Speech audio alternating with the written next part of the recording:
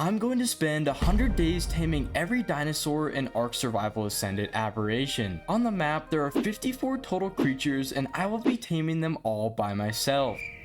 Despite of this challenge, I've made some rules. Number 1, I have to tame creatures in the order their saddles unlock. This is going to be hard because saddles like, let's say, the Ravager unlock after many creatures. Number 2, tames that don't require a saddle can be tamed at any time. And finally, number 3, at the end of the 100 days, I have to fight Rockwell with my best 20 creatures and no duplicates are allowed. Will I be able to complete these challenges? Stick around until day 100 to find out. My new adventure began by spawning near the fertile lake area. Now that I was in, my first order of business was to check my surroundings. I was feeling nervous there would be hostile creatures nearby that could kill me and ruin my early game progression. I didn't notice any dangerous creatures, which meant I was in the clear to start crafting tools. I went on a harvesting spree by picking bushes and punching trees. This gave me fiber, thatch, and wood, which are all necessary materials to make the gear I needed. While I was harvesting these materials, I gained several levels. I dumped most of the levels into weight to avoid being over encumbered while I grinded resources. After leveling myself up, I was able to learn the basic engrams for stone tools and cloth armor.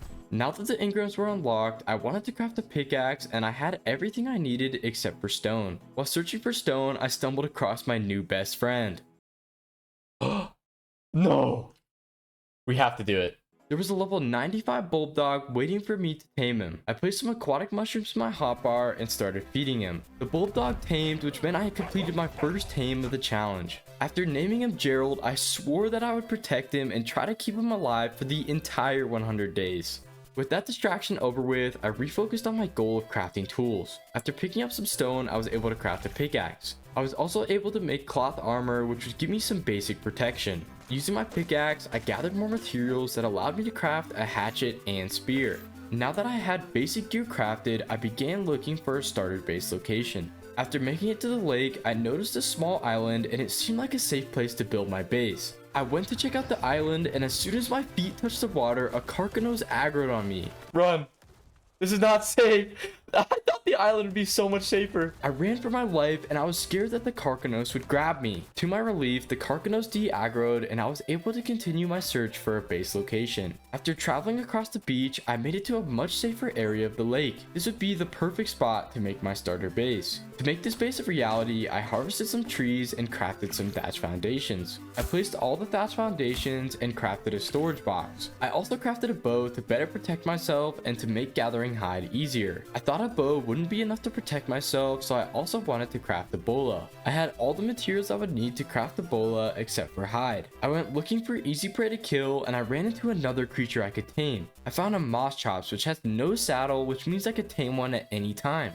I placed berries into my hotbar and after one feeding, the moss chops tamed. Now with the moss chops tamed, I had a rideable mount that I could also use to collect resources. This was a big advancement and would really boost my progression. While riding the moss chops back to base, I found a listro. Listro's give an XP buff that would help me level up faster, so I took the opportunity to tame it and started feeding it some berries. After feeding him a few times, he tamed, and out of respect of the fallen listro in my previous video, I decided to name him Happy Feet. I also decided to name my moss chops and I felt like Jeff was the perfect name. Once I arrived back at base, I realized something was wrong with Happy Feet. Come here Happy Feet, okay?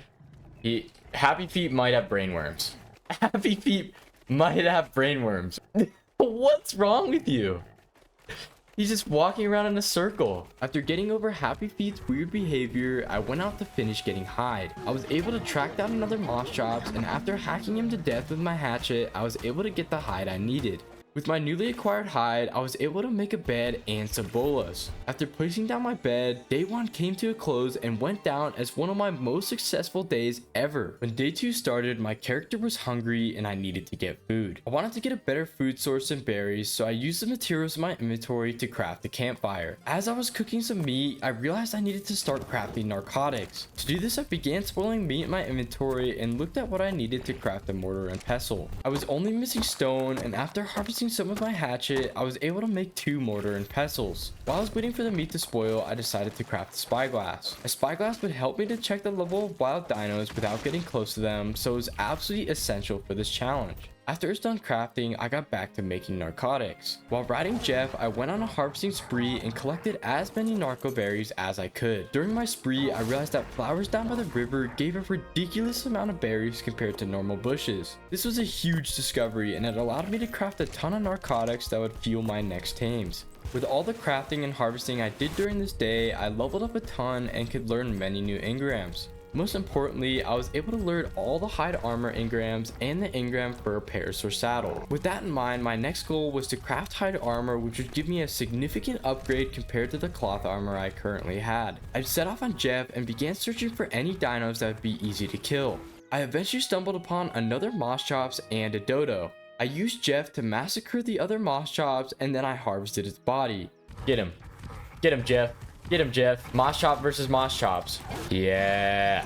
That's what I'm talking about, Jeff. This gave me plenty of hide to craft a full set of hide armor. After equipping this armor, I'd be a lot more tanky and would hopefully have a chance of surviving the brutal Abberation map. Before I left the area, I decided this was the perfect opportunity to tame the dodo and knock another tame off the list. I used the power of Mike Tyson and began brutally punching the poor dodo. It wasn't long until the dodo had his lights knocked out and I was able to tame him. I decided to name him Flappy and headed back to base. Once I got back, I began preparing for my first saddle tame, which was the parasaur. At this point, all my narcotics were crafted and I was able to make a bunch of trank arrows. I was able to make 30 arrows in total, which would be plenty for any parasaur I would encounter. I felt I was ready for this tame, so I grabbed my best friend Gerald and set out on my adventure. It didn't take long at all before I spotted a dire bear and an iguanodon.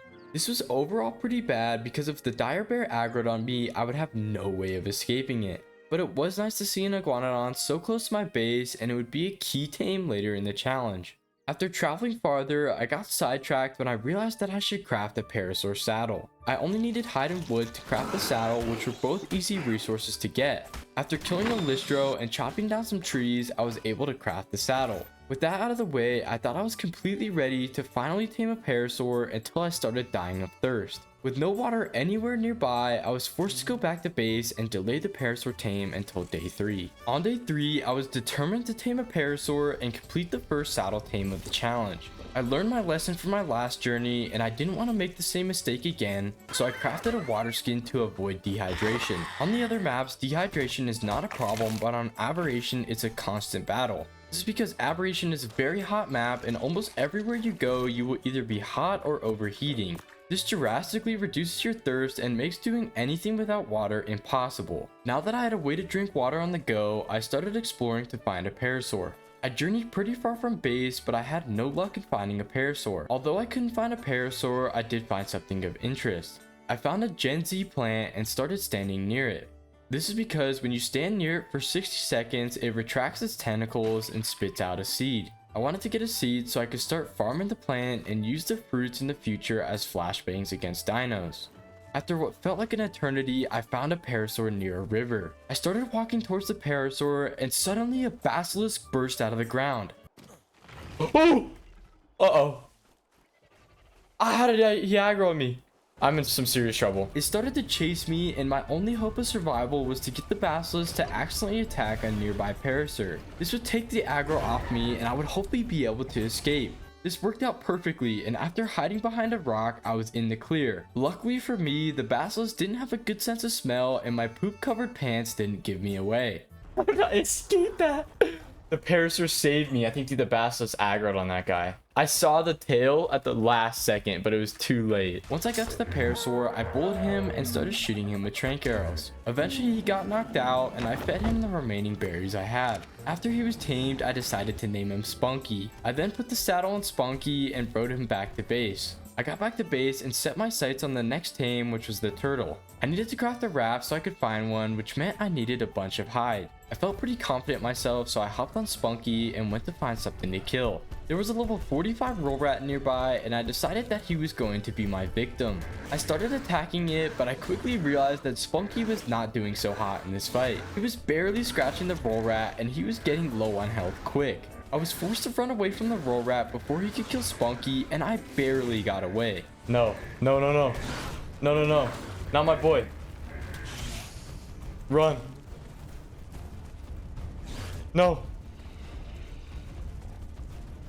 Run, run, run, run, run. Ooh. No! Don't do it. Oh.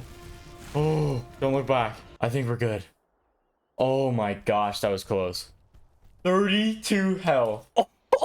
How did he live? Spunky almost just died. Spunky was on his last leg and his health was in the double digits. With Spunky almost dead, I instead went to kill something a lot less dangerous. I spotted a dodo nearby, which would be the perfect target. While I was killing the dodo, the cheeky little roll rat snuck up behind me and killed Spunky. Take down the other dodo.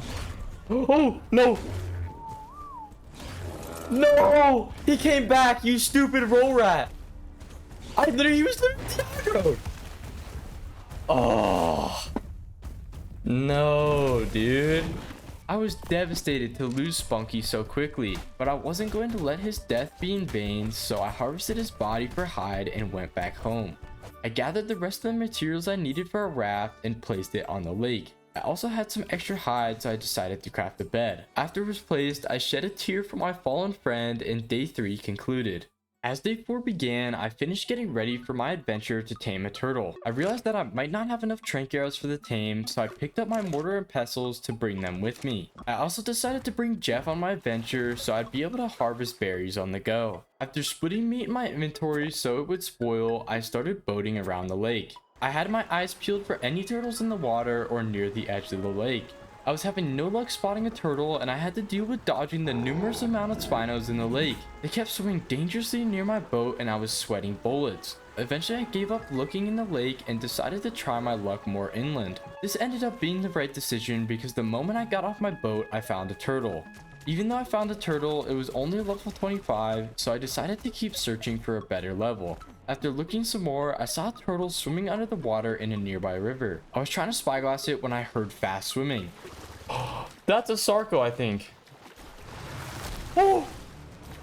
It ended up being a sarco that started snapping its jaws at me. Luckily, I was too high up for the sarco to reach me and I wasn't in any actual danger. After the scare from the sarco, I was able to spyglass the second turtle and it was a very high level. The only problem was it was swimming in the exact same water as the sarco. This made it basically untamable and I decided to cut my losses and tame the level 25. While I was tranking the turtle, it dawned on me that taming the higher level wouldn't have been worth my time. Turtles are very slow, so using one to travel would be a waste of time and I already had a good berry gatherer. This meant it was a win-win to tame the lower level because I would use less trank arrows and it would be an easy tame. Eventually the turtle got knocked out in the perfect spot right next to my raft.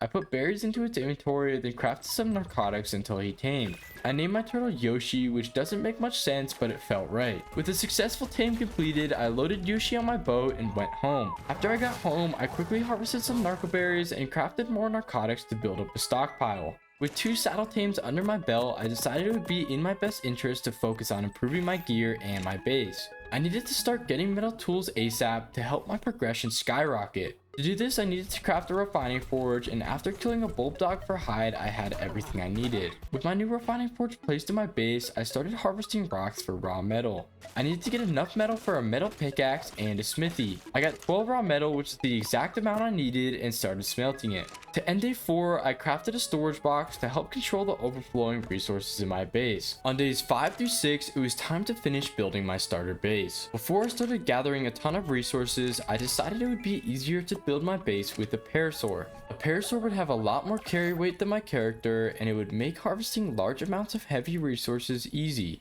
I ran back to the spot I found the last parasaur and started looking around for another one. I was being very cautious and I wanted to make sure there wasn't another basilisk because I don't think my underwear could survive another attack. Eventually I found another parasaur, so I bullet her and started pumping her with trank arrows. After she tamed, I named her Spunky V2 to honor my old friend. Before I went home, I decided to scout the area to see what creatures spawned and if I could find a higher level parasaur. During my scouting mission, I had no luck finding a higher level parasaur, but I did spot a bunch of dangerous creatures that could end my life in a second. There were carnos, raptors, and ravagers absolutely everywhere, and because of this, I decided not to risk exploring anymore. Once I made it home, it was time to start base building, so I learned a bunch of engrams such as metal tools and a smithy. Crafting a smithy was my first order of business, and to make it, I needed wood, hide, and stone. After killing a dodo, breaking some rocks, and cutting down some trees, I was able to make the smithy.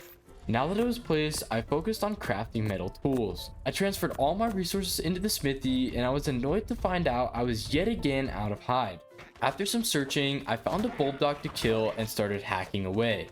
The only problem was that the annoying little thing ran into the bushes and I couldn't find him. I started haphazardly running through the bushes and trying to find the bulldog, and I made a huge mistake. I ran too close to a dire bear and it aggroed onto me. This is my worst fear from the moment I first saw a dire bear, and it became a reality. I ran off a cliff in hopes of losing the dire bear, but it didn't work and it continued to chase me. As a last ditch effort, I tried to have the bear bite a nearby parasaur so it would lose aggro on me. Again, my strategy didn't work and I knew I was a goner. As I died, I came to the terrible realization. No! Gerald! Gerald's gonna die!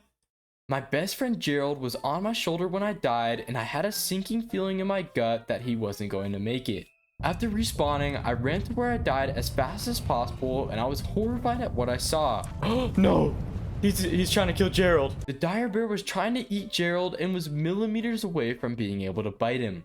The bear didn't notice me until I grabbed my stuff, and I used my life to lead the bear away from Gerald. After respawning for a second time, I was able to recover Gerald and my stuff. I don't know how Gerald wasn't getting hit by the dire bear, but I was very grateful he survived. I made it back to base with some hide and crafted a metal pickaxe. I then used it to get as much raw metal as possible. It was slow work to get a ton of metal, but I would have to deal with it until I progressed far enough to make it to the blue zone where metal rocks are plentiful.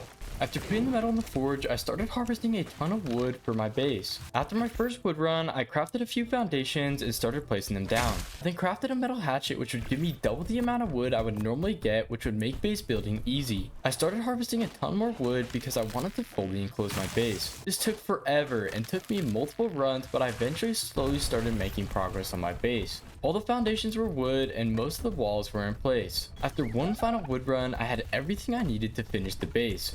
I enclosed the entire house and placed roofs to cover the ceiling. The only problem was the roofs left a weird gap that I couldn't figure out how to fill. Please don't destroy me in the comments for how horrible this house looks. Either way, it would be a good starter house and would do the job. Now that my house was built, I wanted to craft more tools before the day ended.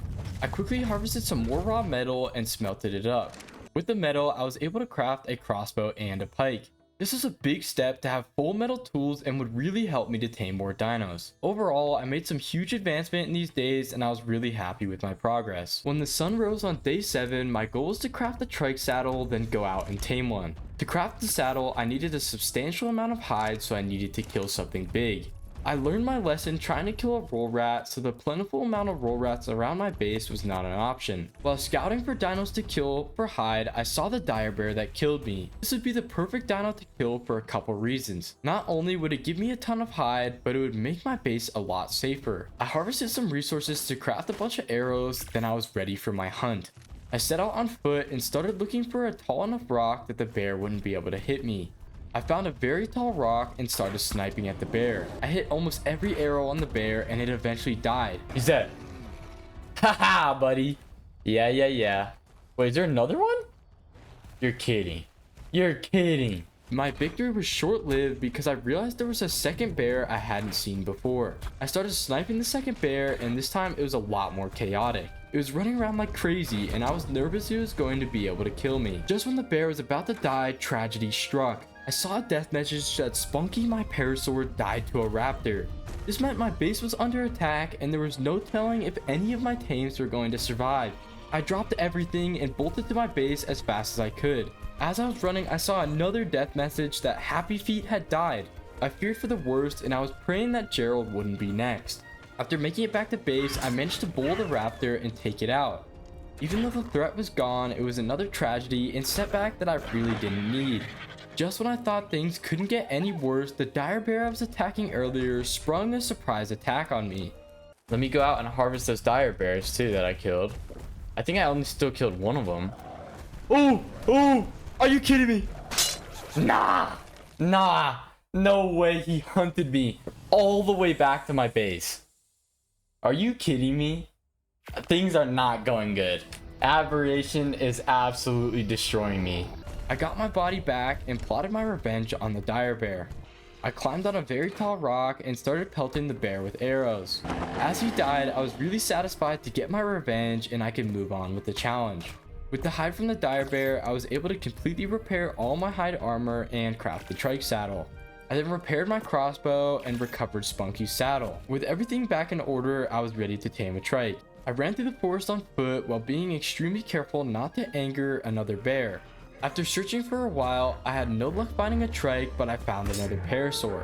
Again, it was an extremely low level, so it would have no use of protecting me, but it would make getting around a lot easier.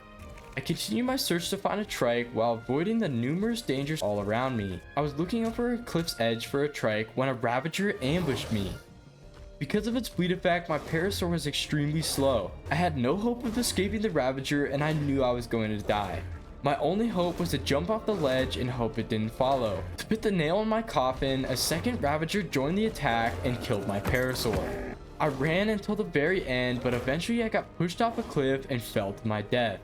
This day was an absolute failure and I was just beginning to realize how difficult this challenge would truly be. On days 8 through 9, I knew I needed to make a serious comeback. I started the days by spawning in the upper mushroom forest in hopes of spawning close to my body. I got about as lucky as you can get when I spawned only 200 meters from my body. Fortunately for me, the ravagers that killed me had moved on and I was able to easily reclaim my gear. The Aberration map has been absolutely destroying me, and if things didn't change soon, I would fail the challenge. Because of this, my only goal was to tame a trike. If I was able to tame a trike, it would be a powerful bodyguard that would help me survive the unforgiving map. I started scouting the nearby area and it became apparent that I needed to be very careful.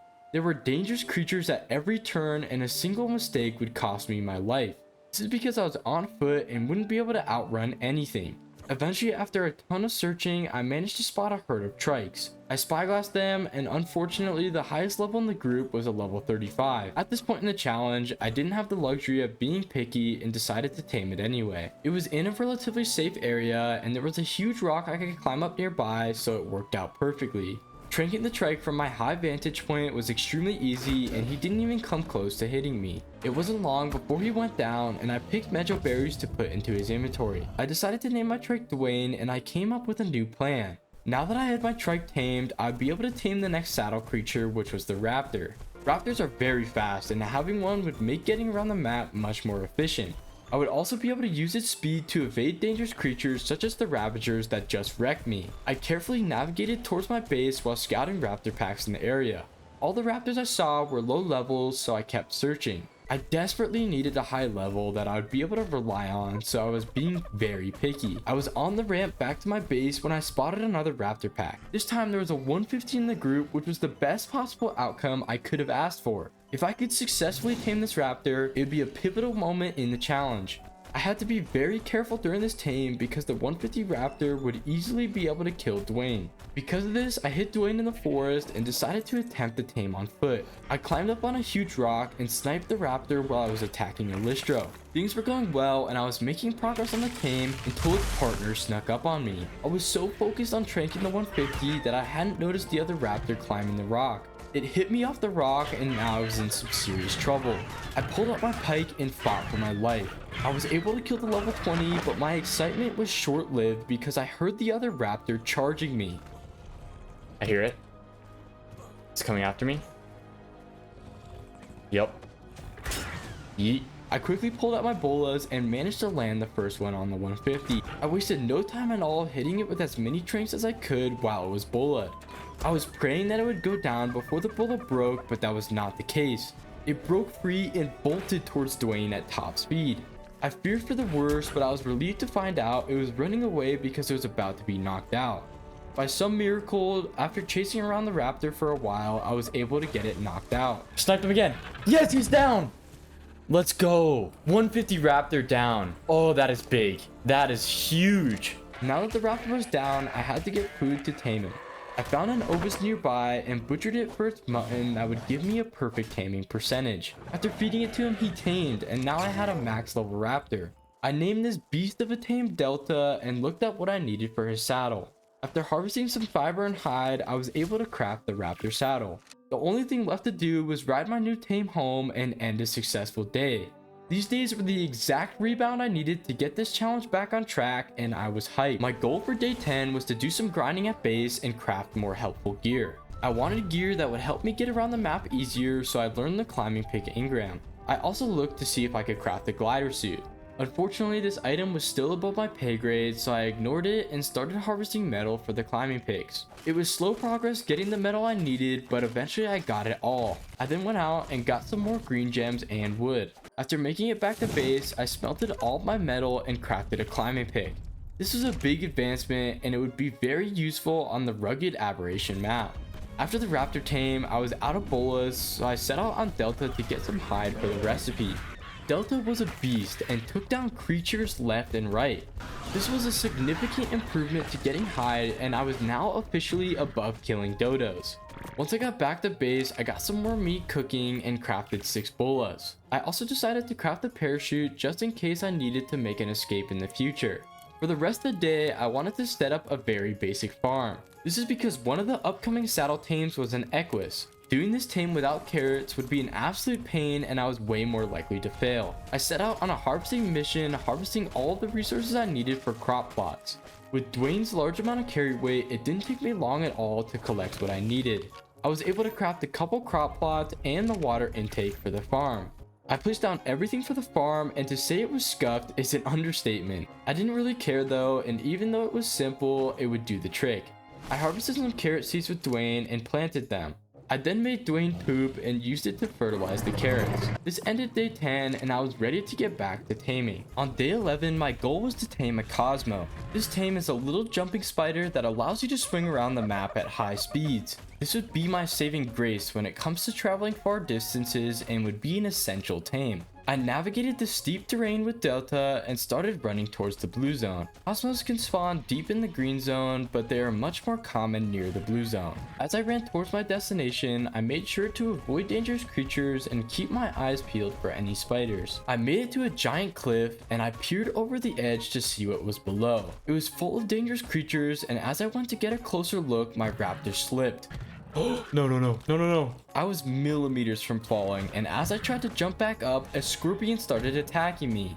By some miracle, I was able to jump back up to safety and get away. If I had fallen, I would have been swarmed by dangerous creatures and probably would have died. I kept running to see if I could find a safe spot to get into the trench, but there was no clear way down. Because of this, I found a spot with no dangerous creatures and jumped down. At the last second before my raptor hit the ground, I jumped off him and parachuted. This is because my raptor wouldn't take any fall damage if I wasn't riding him, so he could survive the fall. This glitch has been in the game since Ark's release, and it's really helpful when it comes to getting down from high places. I continued to run down the beach and looked for a carcanos to kill. This is because the spiders are attracted to chitin, and it's near impossible to find one without some in your inventory. I eventually found a very low level crab, but he was in the river and there was a spino right next to him. After he ran on the shore, I ran into battle with my raptor. I was doing good damage, and he was about to die when he harvested a body that fully healed him. To make things worse, I ran over some spore mushrooms and had to run away. After I was recovered, I ran back to the crab that was now in a fight with a dire bear. Fortunately, the dire bear absolutely destroyed the crab, and I was able to get the chitin I needed. I continued my adventure and ran all the way to the edge of the green zone. I hadn't encountered a single cosmo, and I was losing hope quickly when I heard something weird in the bushes. Oh, wait, there's 31 right there. No shot. Now that I had found a cosmo, I needed to start its peculiar taming process of playing red light, green light. I sat near the cosmo until he lit up and fed him a piece of chitin. He then bolted away from me, and I sat in place until I watched him light up. He started the game on red light, and I waited patiently until he switched colors. I got as much progress as I could until I was forced to stop again on red light. After one final light sequence, I was able to feed the cosmo for the last time and tame him. I was extremely excited to have this tame, and I decided to name my spider Thomas. To start day 12, I tested out Thomas and did my best to become Spider-Man.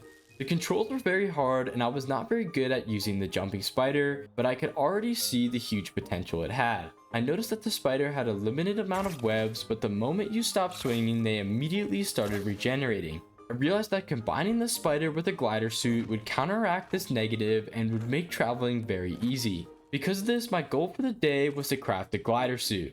This meant I would have to make the dangerous journey to the blue zone to get blue gems. Before I went on my adventure, I wanted to get some narcotics crafting so they would be done by the time I got back. I grabbed a bunch of raw meat from Delta and split it all in my inventory. My next task was to harvest narco berries, so I hopped on Dwayne and ran towards the river flowers.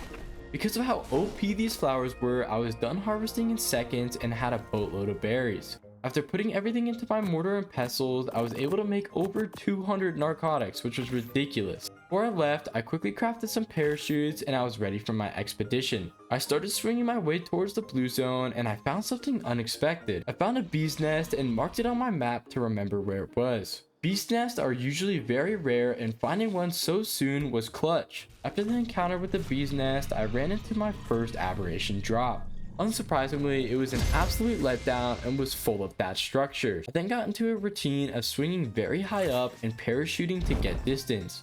This worked out perfectly and the blue zone was in sight. As I crossed into the zone, my hands were profusely sweating and I knew a single mistake would cost me my life. I decided to land high up in the tree because I could see a swarm of ravagers below me. As I landed next to some blue gems, I found out the tree was no safer than the ground when I saw a rock drake right next to me. With a dangerous predator so close to me, I mined gems and metal as fast as I could. As soon as my inventory was full, I wasted no time and swung back to the green zone. On my way home, I found another drop and this time it had decent loot. And a sap tap, that is perfect. That saves me so much metal from crafting that. That is actually so worth. Finding this drop gave me the knowledge that I could craft cryopods, which would save me a ton of time transporting tames. This was high on my priority list and would have to get done in the near future. To finish the day, I smelted my metal and was able to finally craft the glider suit. The glider suit spider combination is so good. On day 13, it was time to tame a horse. The first order of business was to make a ghillie suit to make sneaking up to the horse a lot easier. To make this happen, I needed hide, so I set out on Delta to get some. While I was out getting hide, I spotted my number one enemy. The level 45 roll rat that killed Spunky was out and about. The roll rat made a grave mistake showing his face again, and I made sure to teach him a lesson. It's the level 45 roll rat that killed Spunky. Get him! Get him! You're not getting away this time, buddy. Yeah.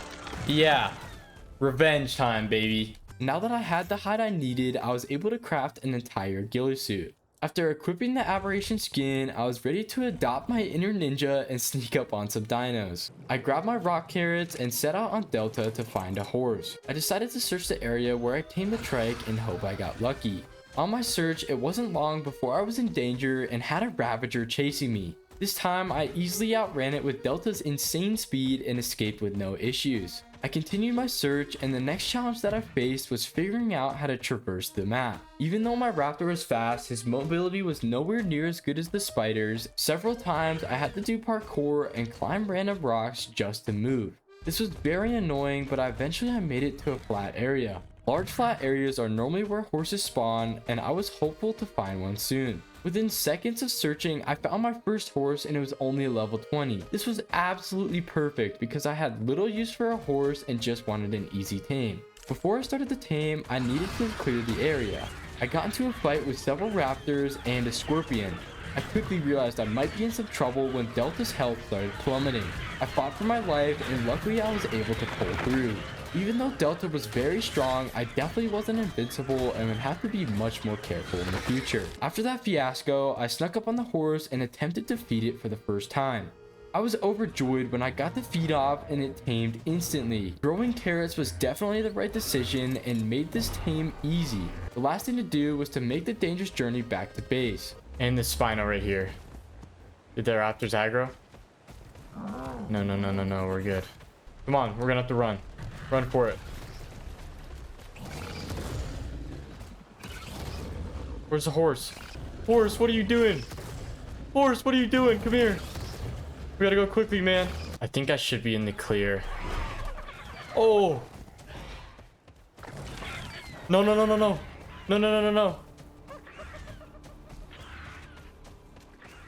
Come on, horse. Outrun him.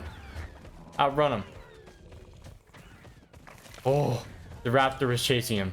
Leading the horse home almost ended in disaster, but I made it back and the day ended. When the sun rose on day 14, my only goal was to craft some cryopods. I knew that any time I cryopoded would be stuck inside, but some creatures wouldn't be able to survive the journey home otherwise. I took stock of my resources and I had pretty much everything I needed but oil. To get oil, I would need to go on a journey to kill some trilobites. To prepare for this, I wanted to craft some better armor to increase my chances of success. I was able to craft 3 flak pieces immediately, then I went out to get some more metal. I again painstakingly hit normal rocks until I had enough. While it was smelting, I went out to harvest crystal and disaster struck.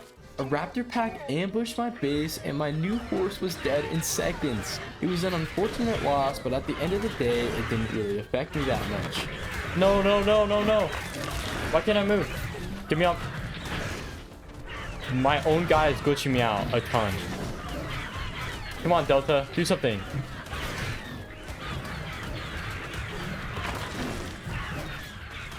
No. Well, rip the equus. Ugh, that's so annoying. Well, rip the horse. I mean, I don't have to retame another one, but rest in peace. After recovering from the battle, I finished crafting a full set of flak armor, which was a huge boost in gear compared to the hide armor I had previously. Full set of flak with Thomas on my shoulder. Things are looking up. I ran out with Delta and made it to a section of the river with trilobites. After killing a bunch of them with my pike, I had a decent amount of oil. On my way home, I killed a carcanos for more organic polymer and I was ready to craft cryopods. With Thomas and my glider suit, I zipped across the map and found a drop in no time. I shoved all my resources inside and I was able to make 3 cryopods. After making it back to base, the day ended. On day 15, it was time to tame the next saddle tame, the scorpion. With the large amount of narcotics I had crafted earlier, I didn't have to do any preparation for this tame. So I got straight to it and rode out on Delta. I had seen several scorpions already and I knew where they spawned, so I wasn't expecting to have any trouble finding one. I ran towards the location and didn't stop for anything. I had several creatures aggro on me, but because Delta was so fast, I had the luxury of ignoring them. It wasn't long until I found my first scorpion and I decided not to bother looking for a higher level. I could shoot my crossbow off the back of Delta, which made tranking the scorpion light work. I was much faster than the scorpion, so it couldn't hit me at all. The moment it got knocked out, things went south. A carno charged me and started chasing me on Delta. I knew I'd be able to kill the carno, but I wanted to lead it away from my tame so I wouldn't accidentally kill it in battle. Unfortunately, while I was distracted with the carno, a ravager killed the scorpion. You stupid ravager. That's very annoying. Immediately killed the scorpion. There was nothing I could have done to save it, but it was still extremely annoying to lose my tame.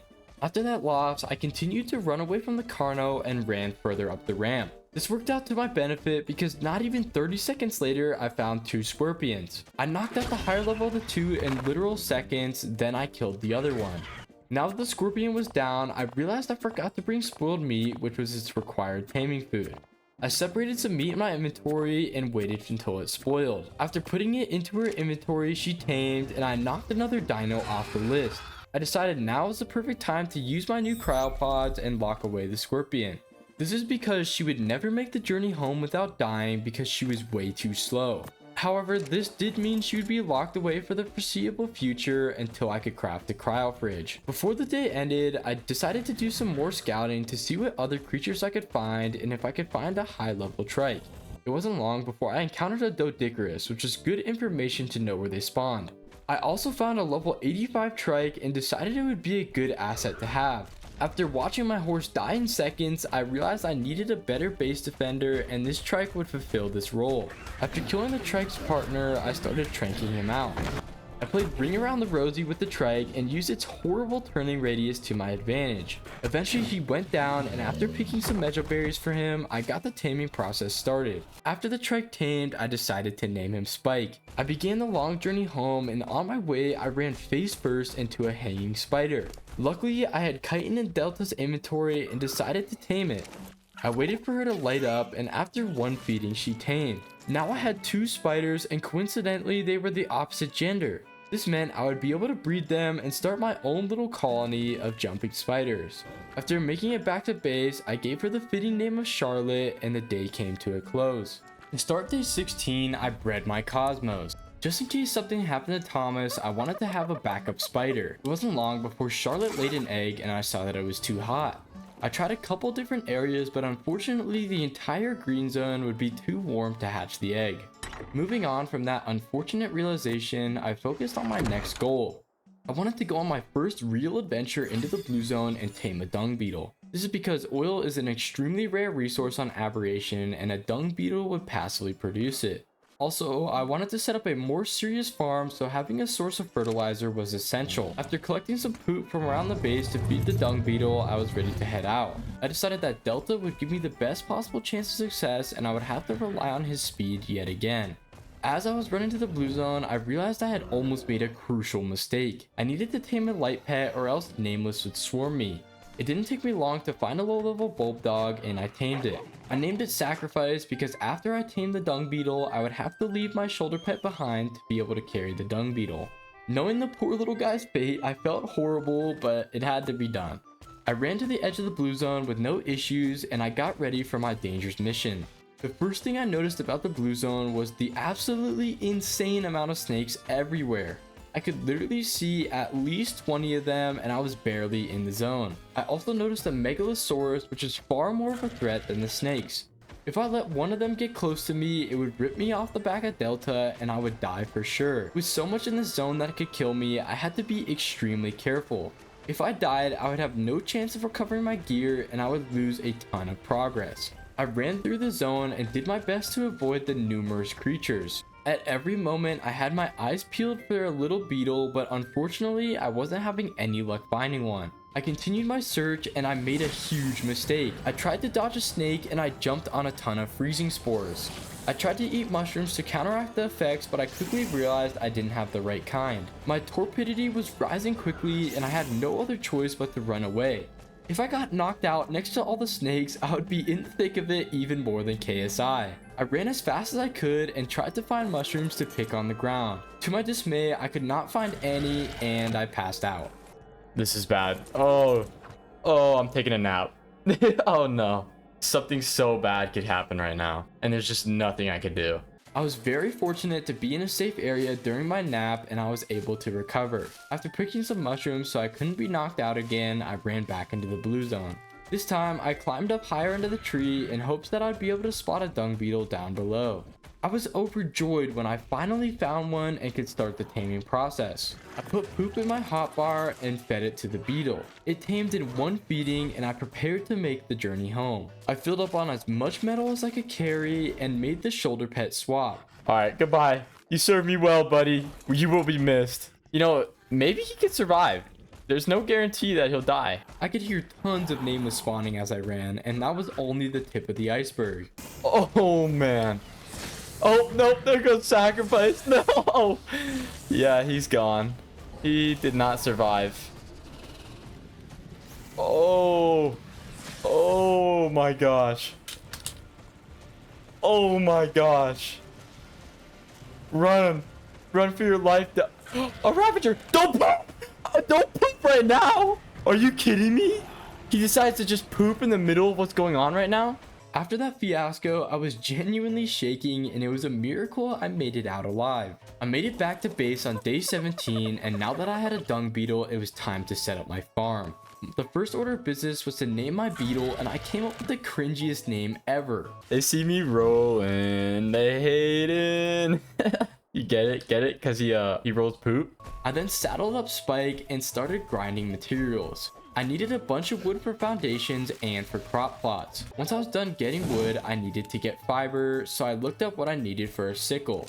I realized it was extremely expensive and it wasn't worth it when I could harvest fiber with Jeff. I looked around my base and I couldn't find him anywhere. I tracked him and somehow he had wandered very far away. I swung to him with Thomas and I found out he was under attack. A raptor pack was ambushing him and I knew I had to defend him. No! Jeff! No! What the heck? No, Jeff! Let me get up here! Come on, Jeff. Get out of here, man. I tried to ride him, but with everything in my inventory, he couldn't move. I quickly got off of him and whistled him away. Go, run! Run for the hills, my boy. While he was running away, I rebolted the raptors and killed them. It was a scary situation and I almost lost one of my OG tames, but he was safe. After that distraction, I got back to building my farm and crafted all of my foundations. I placed them by the water and then set out to harvest stone. It didn't take me long at all to get what I needed, and I made 3 more crop plots. I placed everything down and my farm was starting to look official. The last thing I needed was to craft a cage for my dung beetle. After harvesting some wood, I was able to craft and place it down. I then set my dung beetle on wander with poop in his inventory. I would have to wait until he started producing fertilizer to grow anything, but in the meantime, I got the seeds for all the essential crops. To end the day, I put the seeds into the crop plots. With my farm completely set up, it was time to refocus on the next tame. On days 18 through 19, I needed to tame a stego. To prepare for this, I first repaired my crossbow, then went out to harvest materials for arrows. I wanted to tame the highest level I possibly could find, so I needed a ton of tranks. Once I got back to base, I was able to make over 100, which should be plenty. I then checked what I needed to make a stego saddle. Luckily, after pooling all of my resources, I was able to immediately craft the saddle and didn't even need to harvest anything. Finally, I turned my normal arrows into tranks, and while they were crafting, I set out on Delta. It didn't take long before I ran into danger and was in a bad situation. I tried to run past a raptor pack and a carno, but because I was super heavy, I couldn't outrun them like normal. They started to do damage to me and I had to act before things got out of hand. I started jumping down the hill to get distance on them and prayed for a miracle. My prayers were answered when the carno lost aggro and I only had to deal with the raptors. This was a fight I could easily win and I destroyed them. If the carno had joined the fight, I don't know if the outcome would have been the same, and I would have to be very careful while my raptor was super heavy. I continued my journey up the ramp and encountered my first group of stegos. I started spyglassing them one by one and at first was very disappointed. I was only spotting low levels and none of them were standing out. Finally, I spotted a level 135, which was well worth taming and would be my strongest tame yet. Finding a good stego was the easy part, and the dangerous part of tranking it was about to start. The moment I shot the stego, I would have to deal with the 5 others in the area joining the fight. Even with this in mind, I had no other choice because I had no way of killing the stegos. I anchored the herd and shot my first arrow into the 135.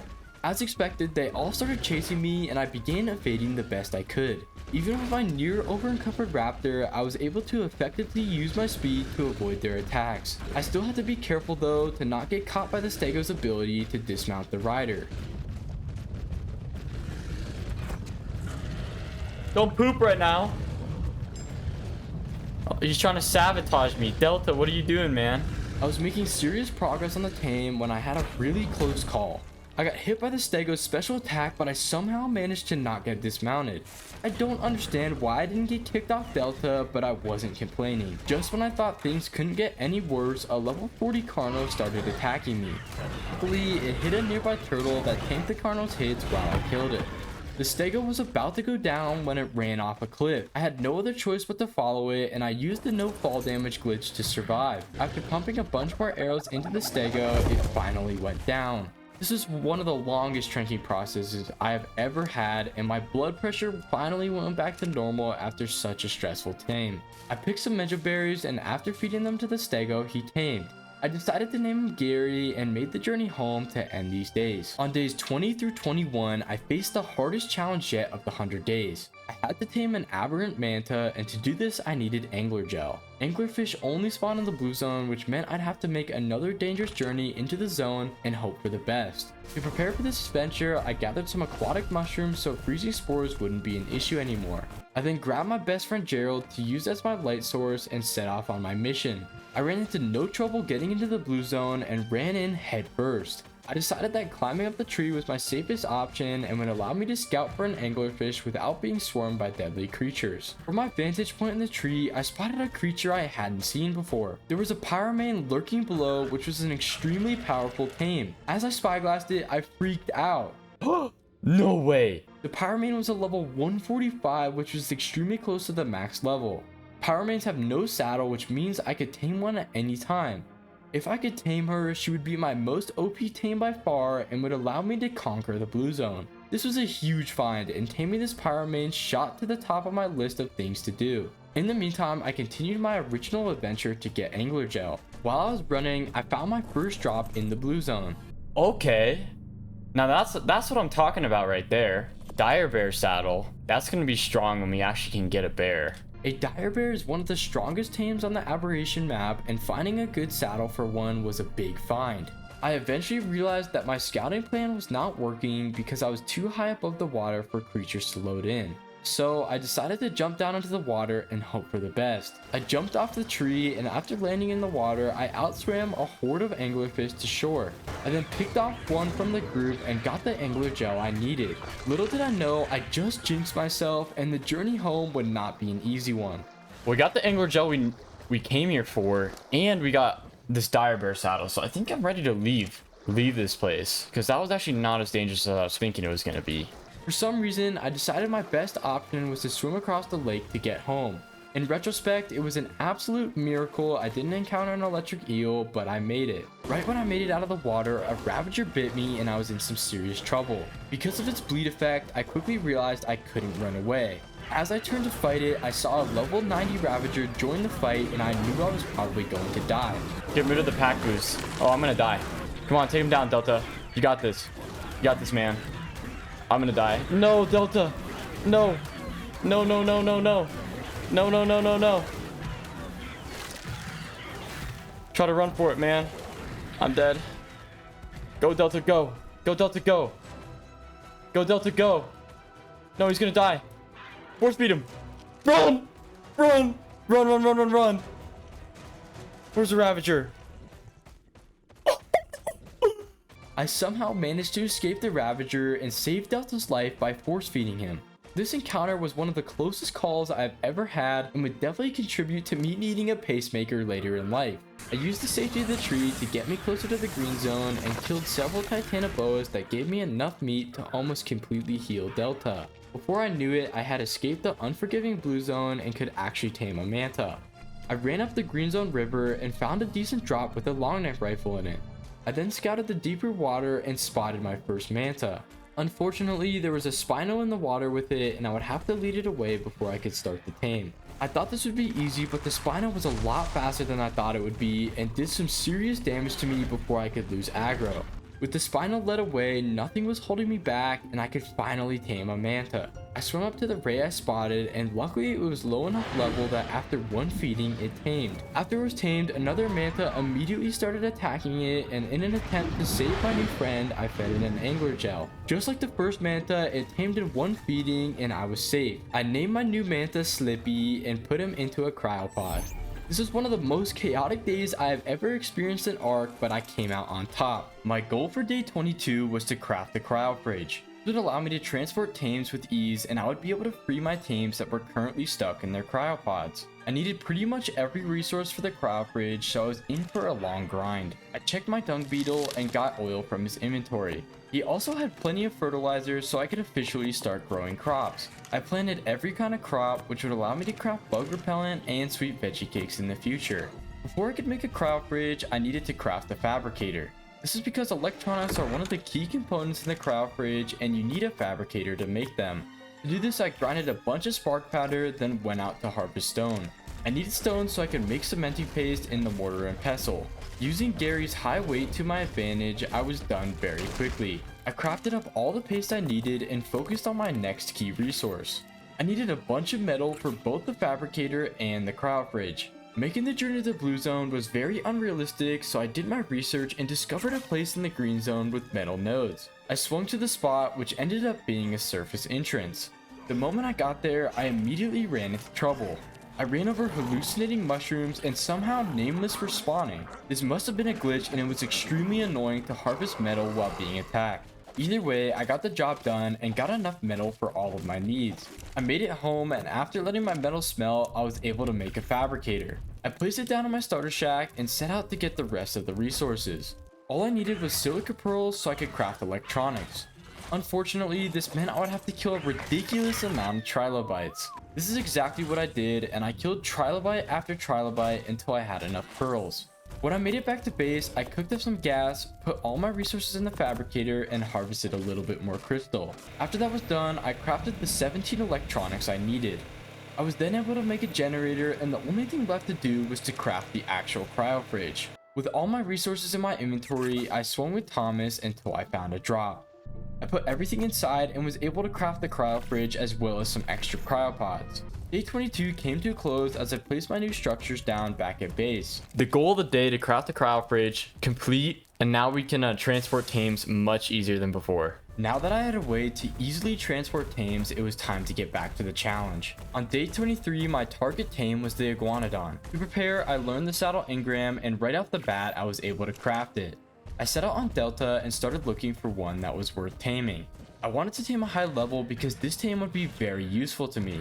It has a very high carry weight, is super fast, and can hold its own in a fight. For all these reasons, getting a high level would really help me in this challenge. I had seen several near my base in the past, so I knew where to look. I began my search and I was very annoyed when I couldn't find a single one. I had seen them all over the place, and the one time I was able to tame one, they were nowhere to be found. It took me forever to find my first iguanodon, and when I did, it was only a level 5, which is literally the lowest level possible. I made sure to kill it so it boosts the chance of other iguanodons spawning, and I continued to look. The second one I found was a level 55, which was a step in the right direction, but it still was not worth taming. The third time was a charm, and I finally found one worth taming. Are you a good level iguanodon? Yes! Yes, 145 male. Thank you, game. I thought about building a trap for this tame, but where was the fun in that? I began tranking the iguanodon, and things quickly got out of hand. I ran over some red mushrooms and started choking to death. He was also very fast, and outmaneuvering him was difficult. Because of this, I wasted a lot of arrows, and I needed a better method of taming him. I realized that jumping on the top of a rock would glitch him out, and I would be able to shoot him a ton. It didn't take long before he started running from me, and I knew he was about to go down. After a final arrow, I was able to successfully knock him out. I picked some berries and perfectly tamed him. This time, my creative genius for naming dinos was on point, and I named him Ian the Iguanodon. I rode my new companion home, and day 23 ended. The next tame on my list was the diplodocus, and day 24 was dedicated to getting one. To prepare for this tame, I knew I was going to need a bunch of tranks. So I grabbed all the narcotics out of the mortar and pestle, repaired my crossbows, then made 100 tranks. After that was done, I was ready to head out and decided to use my new friend Ian. On my way to find the diplodocus, I ran into a pack of ravagers and was forced to run. To my relief, Ian was a lot faster than them, and it was good information to know that I could outrun pretty much anything. On this adventure, I was in a very giddy mood and started singing. Cross the river and through the woods, off to find the diplodocus. Horrible singing, horrible. It's a good thing my career isn't to be a singer because I would be bankrupt. During this journey, I really bonded with Ian, and he became my second best friend besides Gerald. After a while of goofing off, I made it to the portal location where a lot of diplodocus spawn. I was going to look over the edge when a basilisk that I didn't see popped out of the ground. I quickly ran away, and luckily I was able to escape with no problems. After that encounter, I spotted my first diplodocus, and it was only a level 10. I couldn't ask for a more perfect tame, and I started tranking it. I didn't realize until after this challenge the diplodocus could also be passive tamed. This would have saved me a lot of arrows and would have made taming such a useless creature less painful. Eventually, after a long process, the diplo went down and I harvested some berries with Ian. She tamed up in a jiffy, and I knocked yet another creature off the list. I crowded her up and made the easy journey home with Ian to end the day. On days 25 through 26, I wanted to go on my most dangerous mission yet and tame a pyro-mane. If I could tame the 145 I found earlier, it would make this challenge way easier and I wouldn't have to run away from every creature in sight. Before I could attempt this tame, I had a ton of preparation to do. I needed to craft a raft and a bunch of stone structures to put on the raft. I started harvesting a bunch of materials for this, and I used Gary as my pack mule to carry it all.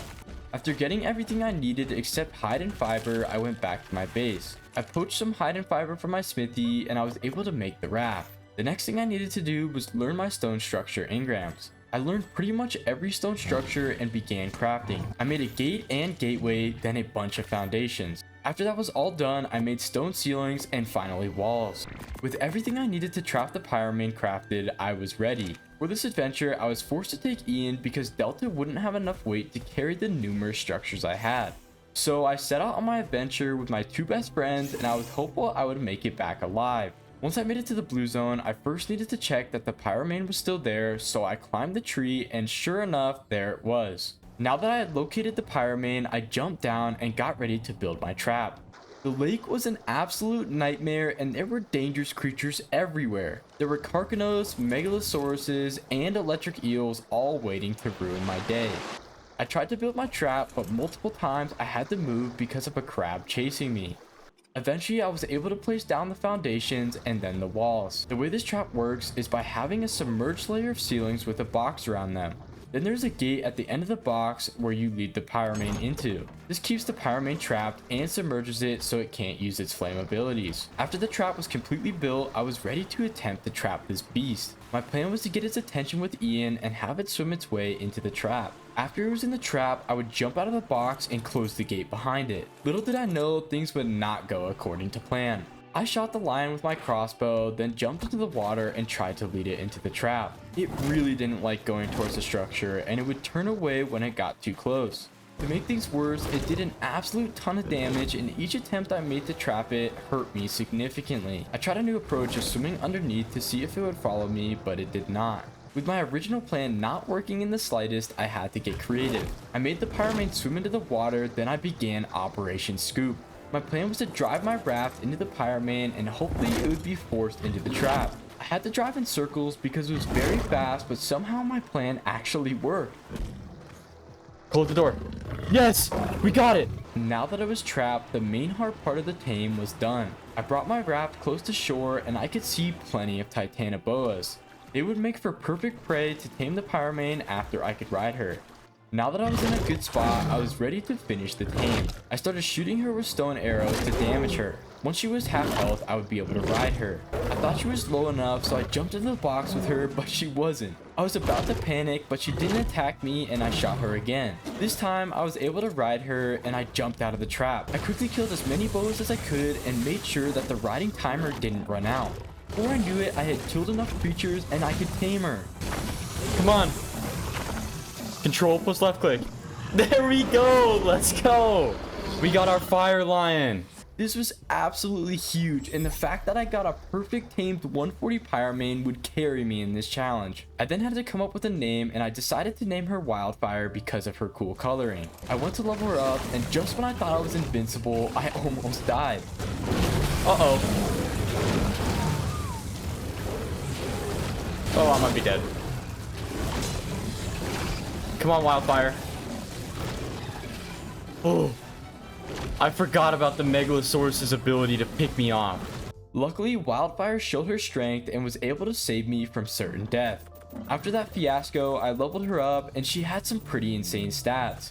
I then went home and was satisfied with an extremely successful day. On day 27, it was time to tame the next saddle tame, a doedicurus. This was the tame I have been waiting for, and after getting it, I'd be able to build a stone base much easier. Combining that with my new pyro-mane, and I would soon be ready to make a huge move. With my pyro-mane, I could kill pretty much anything, and creatures like the ravager were now easy prey. Because of this, I was ready to move my base and build a more official stone structure in the blue zone. By living in the blue zone, I'd have much more access to rare materials, and I'd be a lot closer to where future tames spawned. With that in mind, I continued my adventure to find a doedicurus. While I was taming the diplo, I had seen one, so I knew where they spawned. As I ran there, I was amazed at the pyro-mane speed and how the flame jump made traversing the map super easy. With Wildfire at my side, I finally had a reliable tame that could kill almost anything and was mobile enough to get around Abberation. After making it to the portal area, I ran into my first doedicurus, and unfortunately it was only a level 5. This was not worth taming, so I killed it. The next one I found was a level 55, which was a tameable level, but if I could find higher, it would be better. After a lot more aimlessly running, I was losing hope and was thinking about settling for the low level when I got lucky. I found a level 130 and he was a very cool color. I couldn't be happier and started the taming process. I tried to trank him while on the back of Wildfire, but this super glitchy game struck again. I couldn't hit him for some reason and I was forced to do it on foot. This team was honestly really easy and I got into a routine of tranking him. 1, 2, 3, 4, 5. Shoot. 1, 2, 3, 4, 5. Shoot. 1, 2, 3, 4, 5. Miss. He was almost about to go down, but I could see that he was getting hurt. I was very worried he would ball up and I wouldn't be able to finish knocking him out. My worries ended up being for nothing and he went down. After he went down, I made a discovery. Oh, That's an insane trait. I didn't realize my pyro-mane has that. It ignores damage for a certain amount of time. That's insane. What? That's an OP trait to have on my pyro-mane. Yeah, you're OP, Wildfire. To finish the tame, I picked some berries, fed them to him, and he was mine. I decided to name the little orange fellow Cheese Puff and went home. To end the day, I wanted to craft a doedicurus saddle and repair my broken flax.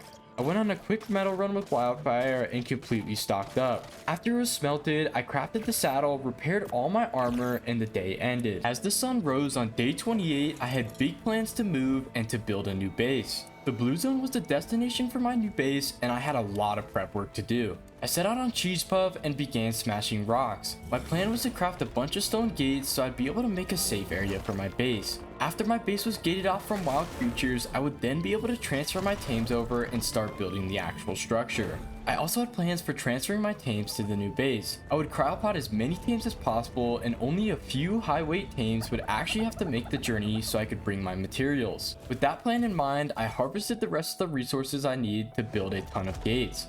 I used Ian to help me with this task, and before I knew it, I had everything I needed. I transferred all my resources into the smithy, and I was able to craft a behemoth gate and a gateway. With my main gate crafted, I just needed to craft a bunch of smaller gates. After I made a bunch of gates, I ran to the blue zone with Wildfire to scout for a base spot. I knew that the blue zone floor was likely way too dangerous, so I had my eyes set on trying to find a safe spot in the tree to build. The only problem is building super high in the tree would make my base hard to get to. To avoid this, I needed to find a spot with a balance of safety and accessibility. It didn't take me long until I found a place that fit these exact needs. It had a ramp that had easy access to it, and there wasn't a creature in sight. Now that I found the perfect base spot, I needed to gate it off so I could start phase 2 of my plan. I placed the behemoth gate and 2 smaller gates that completely blocked my new base from the horrible creatures in the blue zone. I ran to the other side of the base spot and started gating it off. I didn't have enough gates to completely close it off, but I was still confident that the area was safe enough. After running back home, I started the big move by loading as many items as possible into Ian's inventory. I was able to load up everything using Ian and Wildfire's weight. I then made sure to pick up all my useful structures and crafting stations. The last thing left to do was to cryopod as many tames as possible. After making it to the blue zone, I used Wildfire to protect Ian and started making my way to the base spot. I had almost reached my destination when Ian fell off the tree and I was in some serious trouble. Get out of here, crab. No. No, Ian's getting slammed. Even with Wildfire, my ability to protect Ian had its limits and he was getting hurt bad. Just when I thought things couldn't get worse, I almost killed Ian. Burn the ravagers. No, Ian! Ian, I forgot Ian was following me. Ian, go over here, buddy. Oh, no. I forgot Ian was following me like an idiot and just led him through my own fire. Is Ian gonna die? Hold on. Get you in the water. Get you in the water, Ian. I almost killed Ian. I'm sorry, buddy. After that huge mistake, I was finally able to make it to the gated off location and I was safe. First order of business, I placed on my generator and cryo fridge. I then threw out most of my tames and day 28 ended. Days 29 through 30 started by making one final trip back to my starter base. I needed to pick up my farm so I could move it to the new base. I also needed to cryo any remaining tames that I had to leave behind. Oh, somebody's getting left behind and it's gonna be Flappy. You know what? You can have this, Flappy. This is now Flappy's shack. This is his place. You have a good time, man. After making it to the new base, I set up my dung beetle in his cage and threw out all of my dinos. With that, the move was officially complete and I could start base building. With Cheese Puff, I started destroying the large metal rocks that were everywhere. These gave me an obscene amount of stone, which would make it easy to build my base. The next resources I needed were thatch and wood. So I traveled around with Ian harvesting a bunch of small trees. These trees were everywhere, and even though they were small, they gave a ton of wood. I also ran into an explorer note by accident that would give me a big boost in XP. With everything I needed to start base building, I began crafting as much as I could. I made a bunch of foundations, walls, and some ceilings. While I was crafting structures, I also made several more gates that would allow me to finish enclosing my base. I placed them all down and breathed a sigh of relief knowing my tames were officially safe. With that done, I started building my main house. I started placing an absolute ton of foundations because I wanted my base to be very big. This would make sure I had plenty of room for all my crafting stations as well as storage. With the foundations done, I did my best to build an aesthetic house. I placed a doorway one foundation back so I would have a patio area. I then placed several roofs on top of pillars that would eventually lead to the second floor. The base was surprisingly coming together well, especially considering my previous house was barely standing. Okay. I'm messing with it. Look at that. After placing all the walls, I placed my stairs in the base that would lead to the second floor of my house. My next step was to enclose the first layer with some ceilings. I continued building the second layer of the house and I was feeling proud of myself. Just when I thought I mastered building an Ark, I got a chance to look at the absolute atrocity that was my house. It's not looking horrible. I mean, it's looking pretty horrible. It's looking pretty horrible. With that, I finished my horrible looking house by finishing placing the ramps, walls, and ceilings. Now that my base was completely placed, I decided to convert it into a steampunk house in hopes that it would make it less ugly. As I placed the steampunk skin over my base, it actually started to look good. The steampunk look carried my horrible architecture, and by the time the house was done, it was my best build hands down. With the structure placed, it was time to get functionality into the base and get my crafting stations placed. I started by making a hole in one of my walls that would eventually lead to the forge area. I then placed my smithy, fabricator, and mortar and pestles. Next, I went outside and placed some extra foundations and a bunch of refining forges. Having a smelting area outside is ideal because it makes metal runs a lot more efficient. To put the finishing touches on my house, I needed to craft a couple beds so I could respawn if I needed to, and I wanted to craft some storage boxes. I placed both my beds, then began placing my storage boxes. I placed one right next to the smithy and one next to the fabricator that would make general crafting easier. I then placed a couple more storage boxes on the front wall that would be good for storing gear and saddles.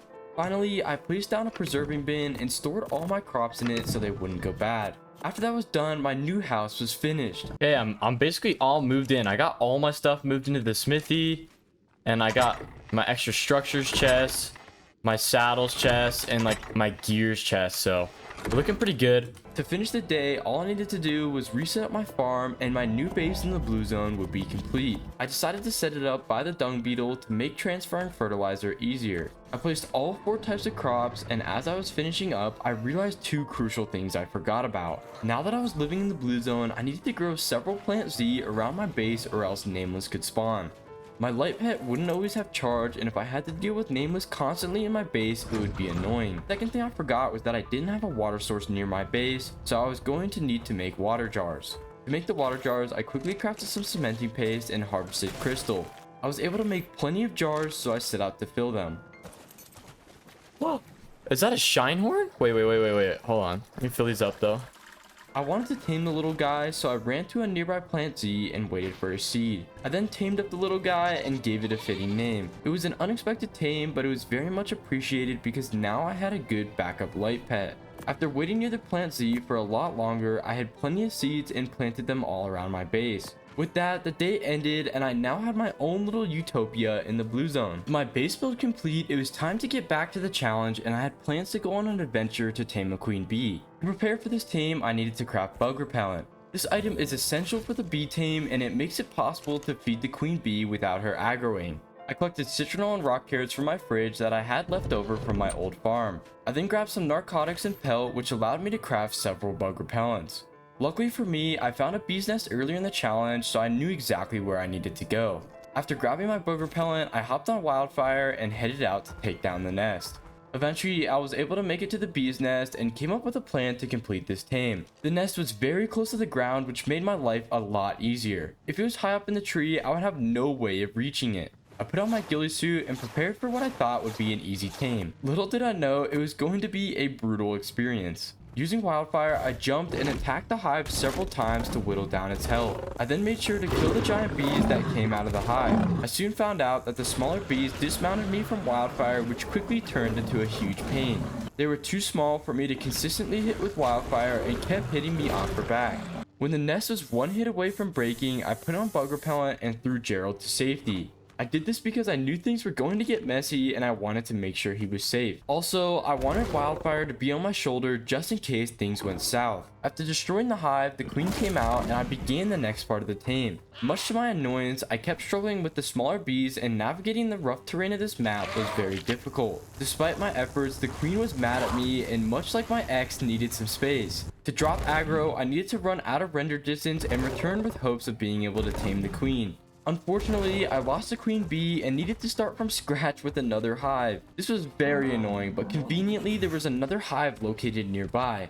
To my dismay, it turned out to be 2 beehives stacked on top of each other. Because of this, I resorted to shooting it with my crossbow to avoid getting knocked off Wildfire. Little did I know, the crossbow didn't do any damage and tickled the hive. So I started hitting it with Wildfire again until it was closer to breaking and could be destroyed with the crossbow. I had to alternate with my crossbow and killing the bees with Wildfire, which was a huge pain. But finally, it knocked down to a low enough health that it would break in one more hit. To not make the same mistakes I did on the last bee tame, I moved far away from the nest to avoid the queen's aggro. I put on more bug spray and shot it the last couple times to break the nest. I started to sneak up on the queen to feed her some rare flowers and secure the tame. After struggling to get into the correct position to feed the queen, I was able to jump into position and complete the tame. There we go. I got her. Let's go. That is such an annoying tame. After securing the hive, I grabbed Gerald and headed home. I set up my hive behind the farm and put some flowers into it. This was a big accomplishment and now I had a source of honey that would help me with future tames. On day 32, I discovered my spider eggs were still too hot to hatch in the blue zone. Realizing I need an air conditioner, I checked its recipe and saw that crafting it required electronics. For that, I'd need a lot of pearls. My next challenge became clear. I needed to tame an anglerfish to gather pearls. Confidently, I saddled up on Wildfire and set off to find a suitable anglerfish. When I was at the water's edge, I jumped in with no hesitation. I was not worried about anything in the water and I felt invincible while on the back of my pyro-mane.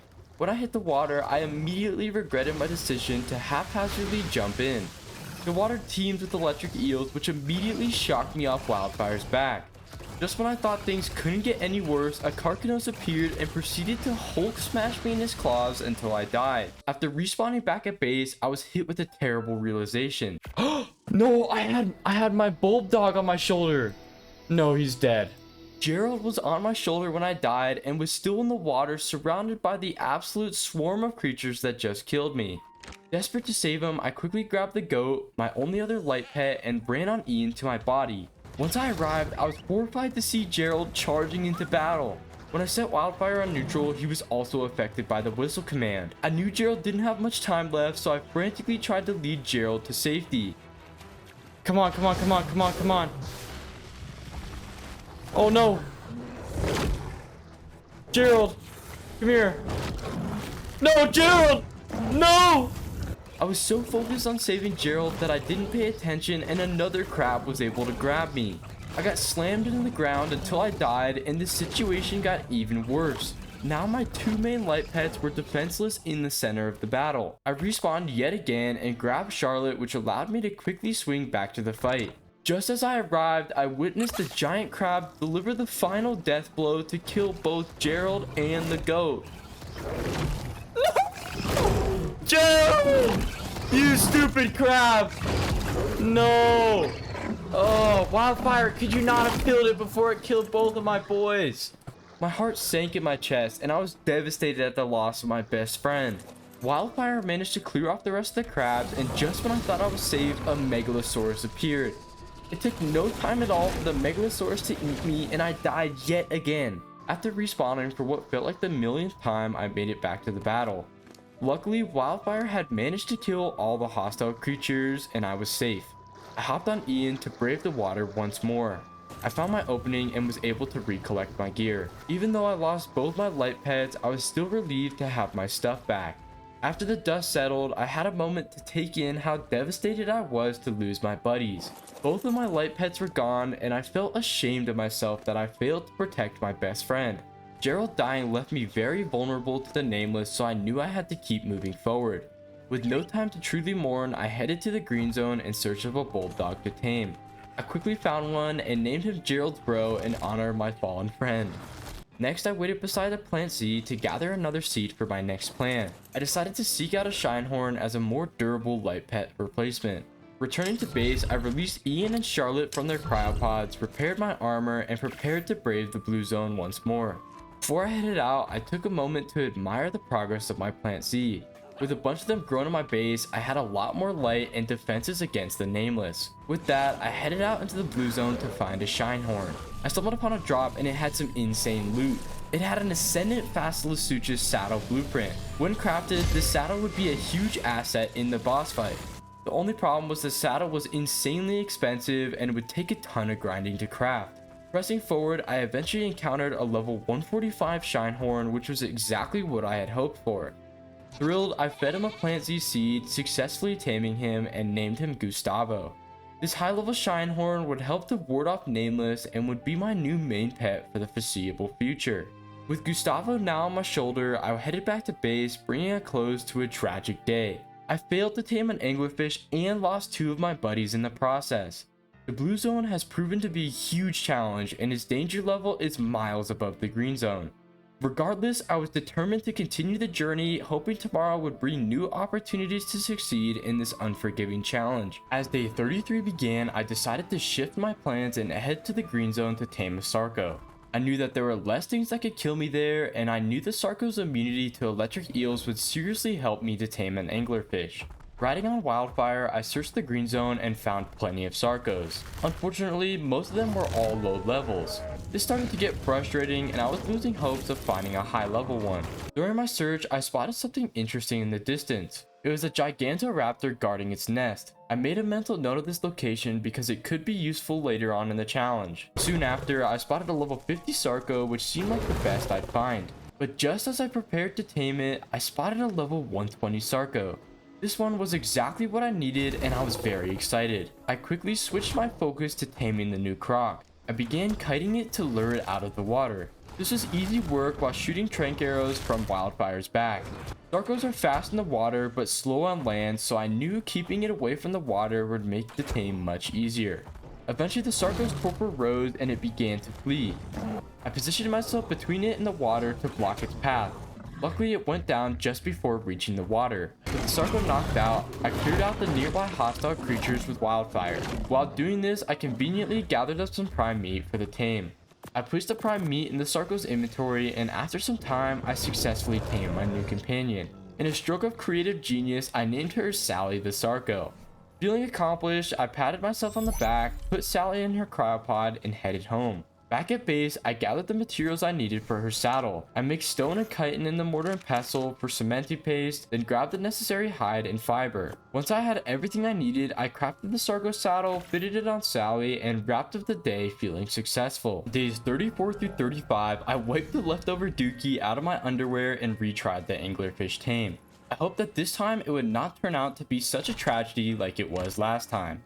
I grabbed Gerald's bro and set a Gustavo as my light pet since I didn't really care if he lived. This might make me a terrible person, but Gerald's bro was just not the same as the original Gerald. Then I hopped on Sally and had Wildfire follow me to the water's edge. I planned to ride the sarco in the water to deal with the aquatic creatures and to be immune to the eels. Then Wildfire could back me up from the shore and kill any other creatures that might cause me issues. After I crawled into the water with Sally, I was immediately relieved that I had tamed the sarco. I was immune to the eels and jellyfish, so I could kill them easily.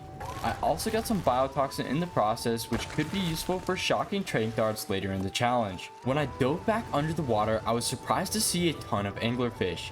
I used my spyglass to check the levels of all the anglerfish and identified a level 85 that I wanted to tame. This quickly turned into a game of aquatic whack-a-mole. Every time I turned around or went up for air, I lost track of the anglerfish I was shooting at. Eventually I tried shooting a level 50 because it was super blue and easier to keep track of. I got so annoyed at this tame because even with the bright blue color of the fish I chose, it was still easy to lose or mix up with other fish. Oh, that's the wrong one. I'm shooting the wrong blue one. Okay, this is getting ridiculous. There's just too many of them. In addition, I had to avoid all the carcanos because they could still dismount and kill me.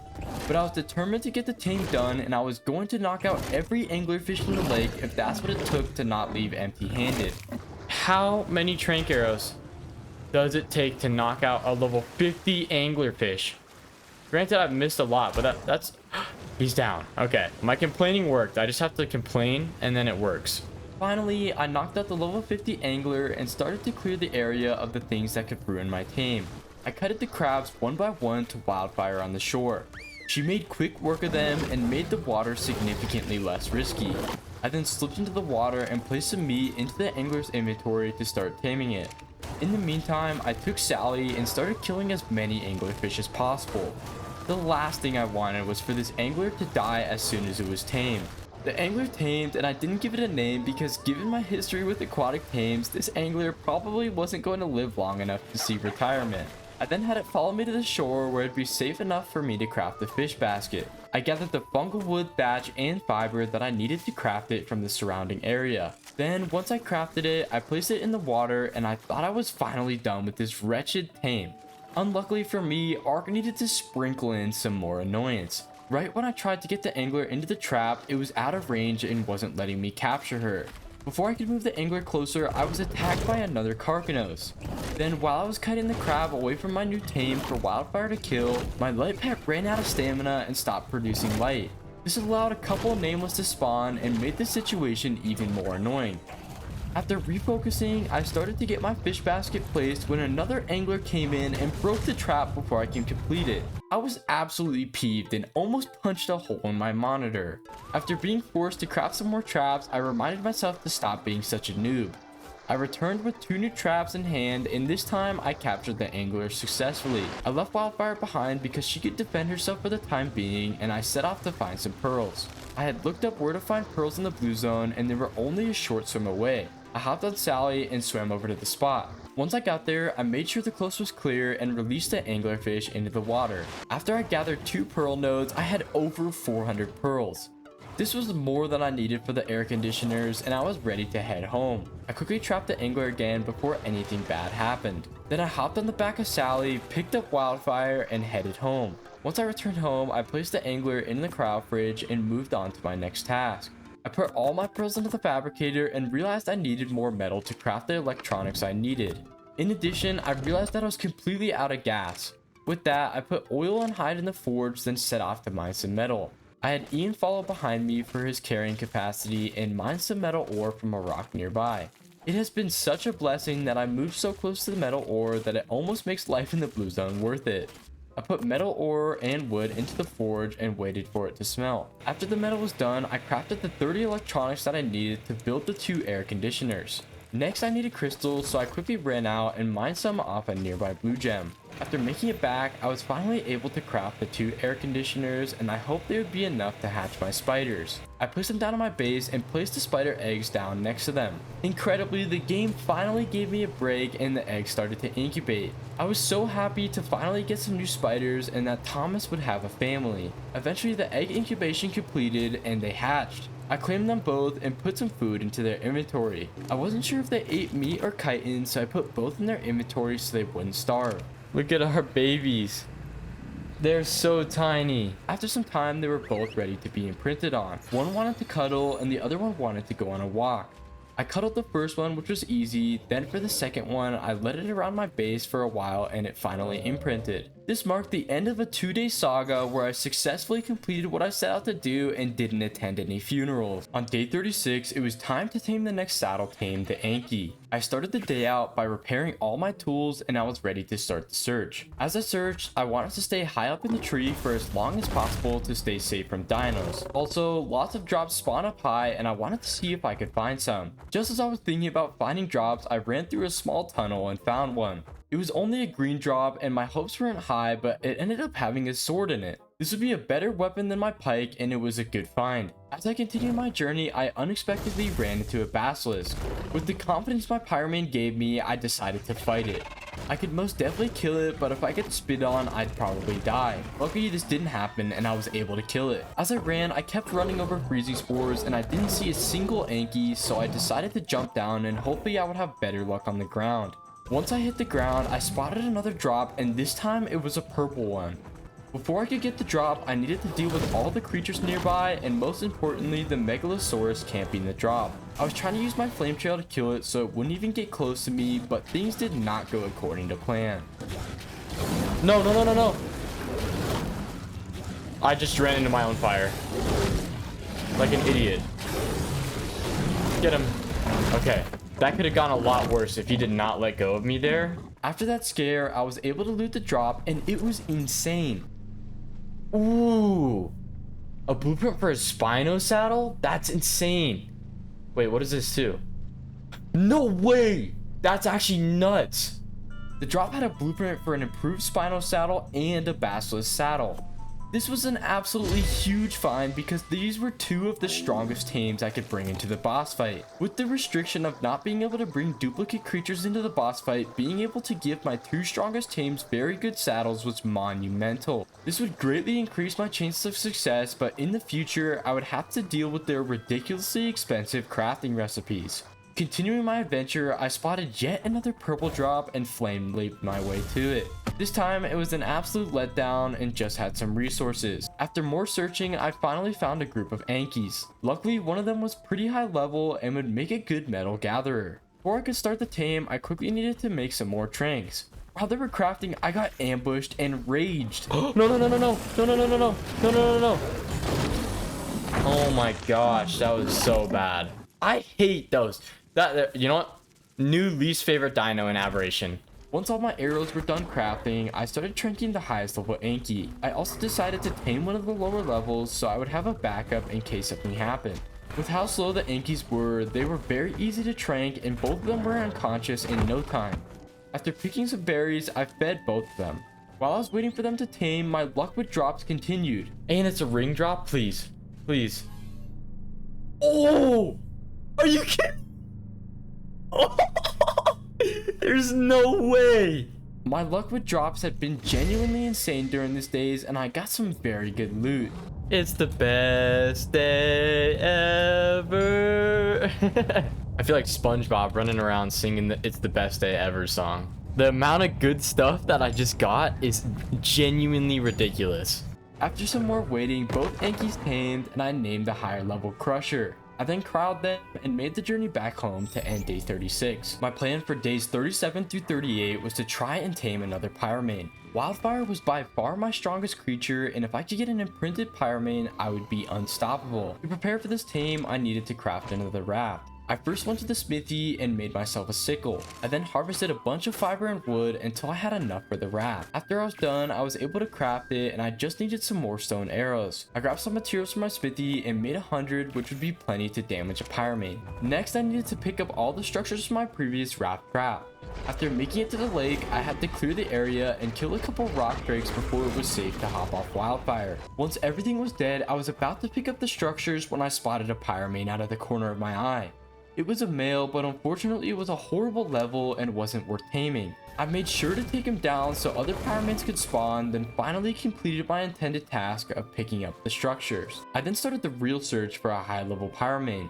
It wasn't long before I encountered another lion and it was a female and a low level. Both things were the exact opposite of what I needed, so I took it down. I continued my hunt for a pyro-mane and dealt with the usual annoyances of the blue zone such as freezing spores and rock drakes.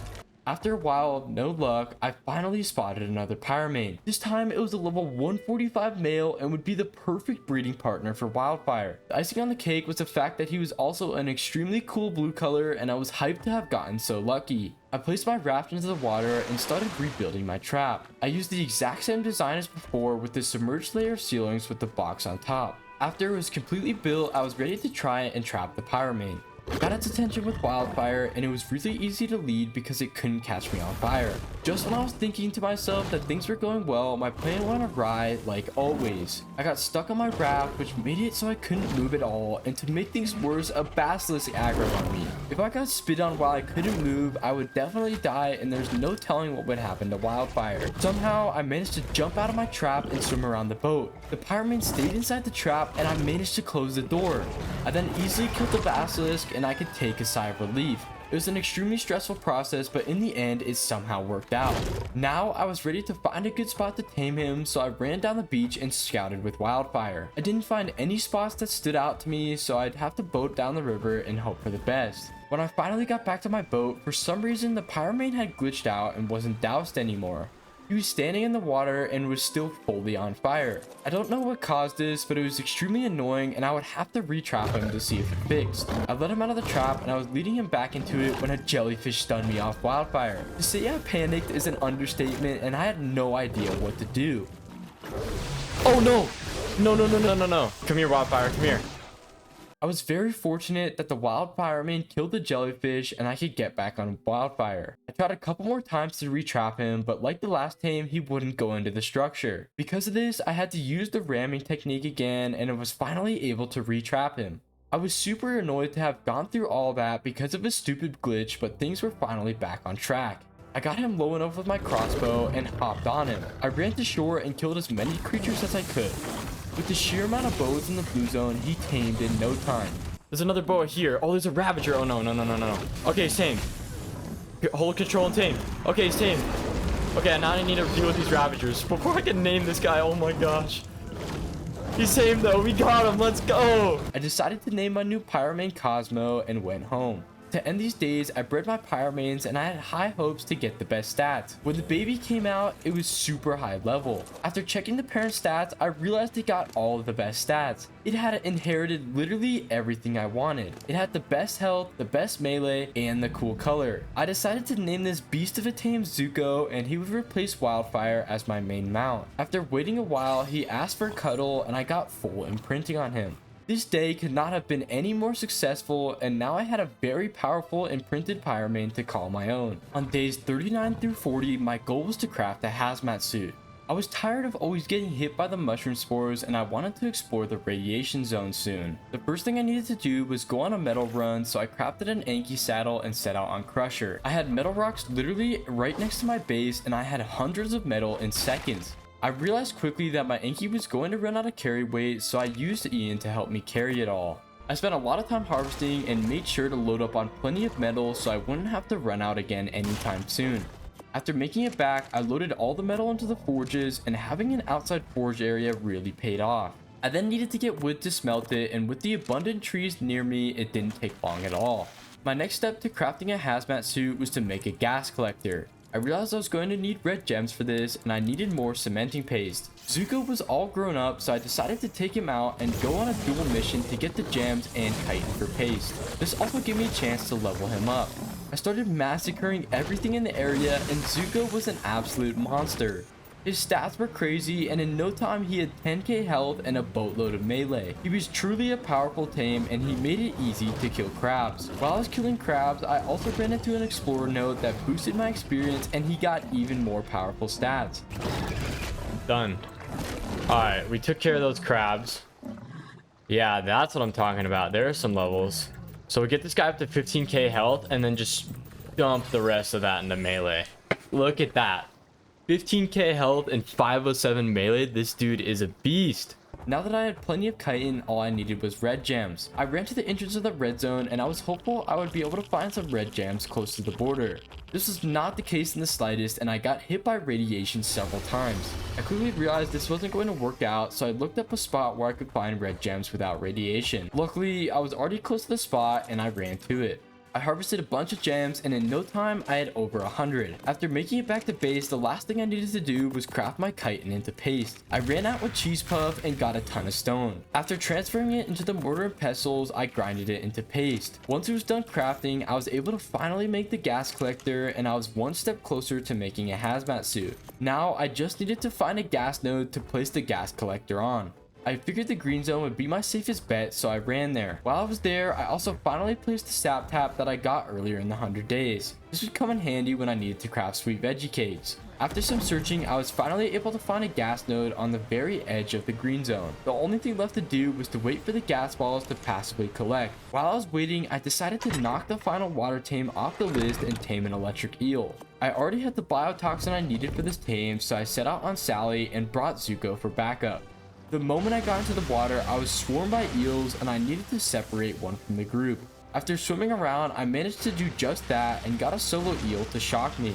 Once it was out of juice, I hopped off Sally and tamed it in one feeding. I was super pumped, but this excitement didn't last for long. Get on the sarco.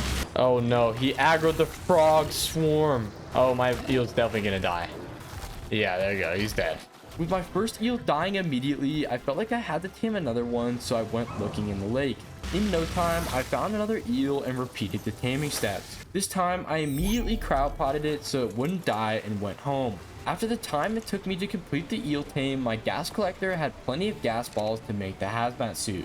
After making it back to base, I transferred everything into the fabricator and I was finally able to make an entire set of hazmat. After a long few days of crafting, it was time to get back to the challenge and my goal for day 41 was to tame a frog. To prepare for this, I needed to repair my armor, then I was ready to go because I still had plenty of trank arrows. I ran down to the water and started scouting for frogs. First group of frogs I scouted were literally all low levels, so I decided to try my luck at the big lake. When I got there, the lake was the most dangerous it's ever been. There was an alpha carcanos along with every horrible creature imaginable. I went on a rampage with Zuko and killed all the creatures besides the alpha crab. I then got its attention and my goal was to use my flame trail to kill it. I let it through my fire and things were going well until I ran into yet another alpha crab. This was chaos I didn't need to have to fight two alphas at once and I had to be extremely careful that they didn't pick me off.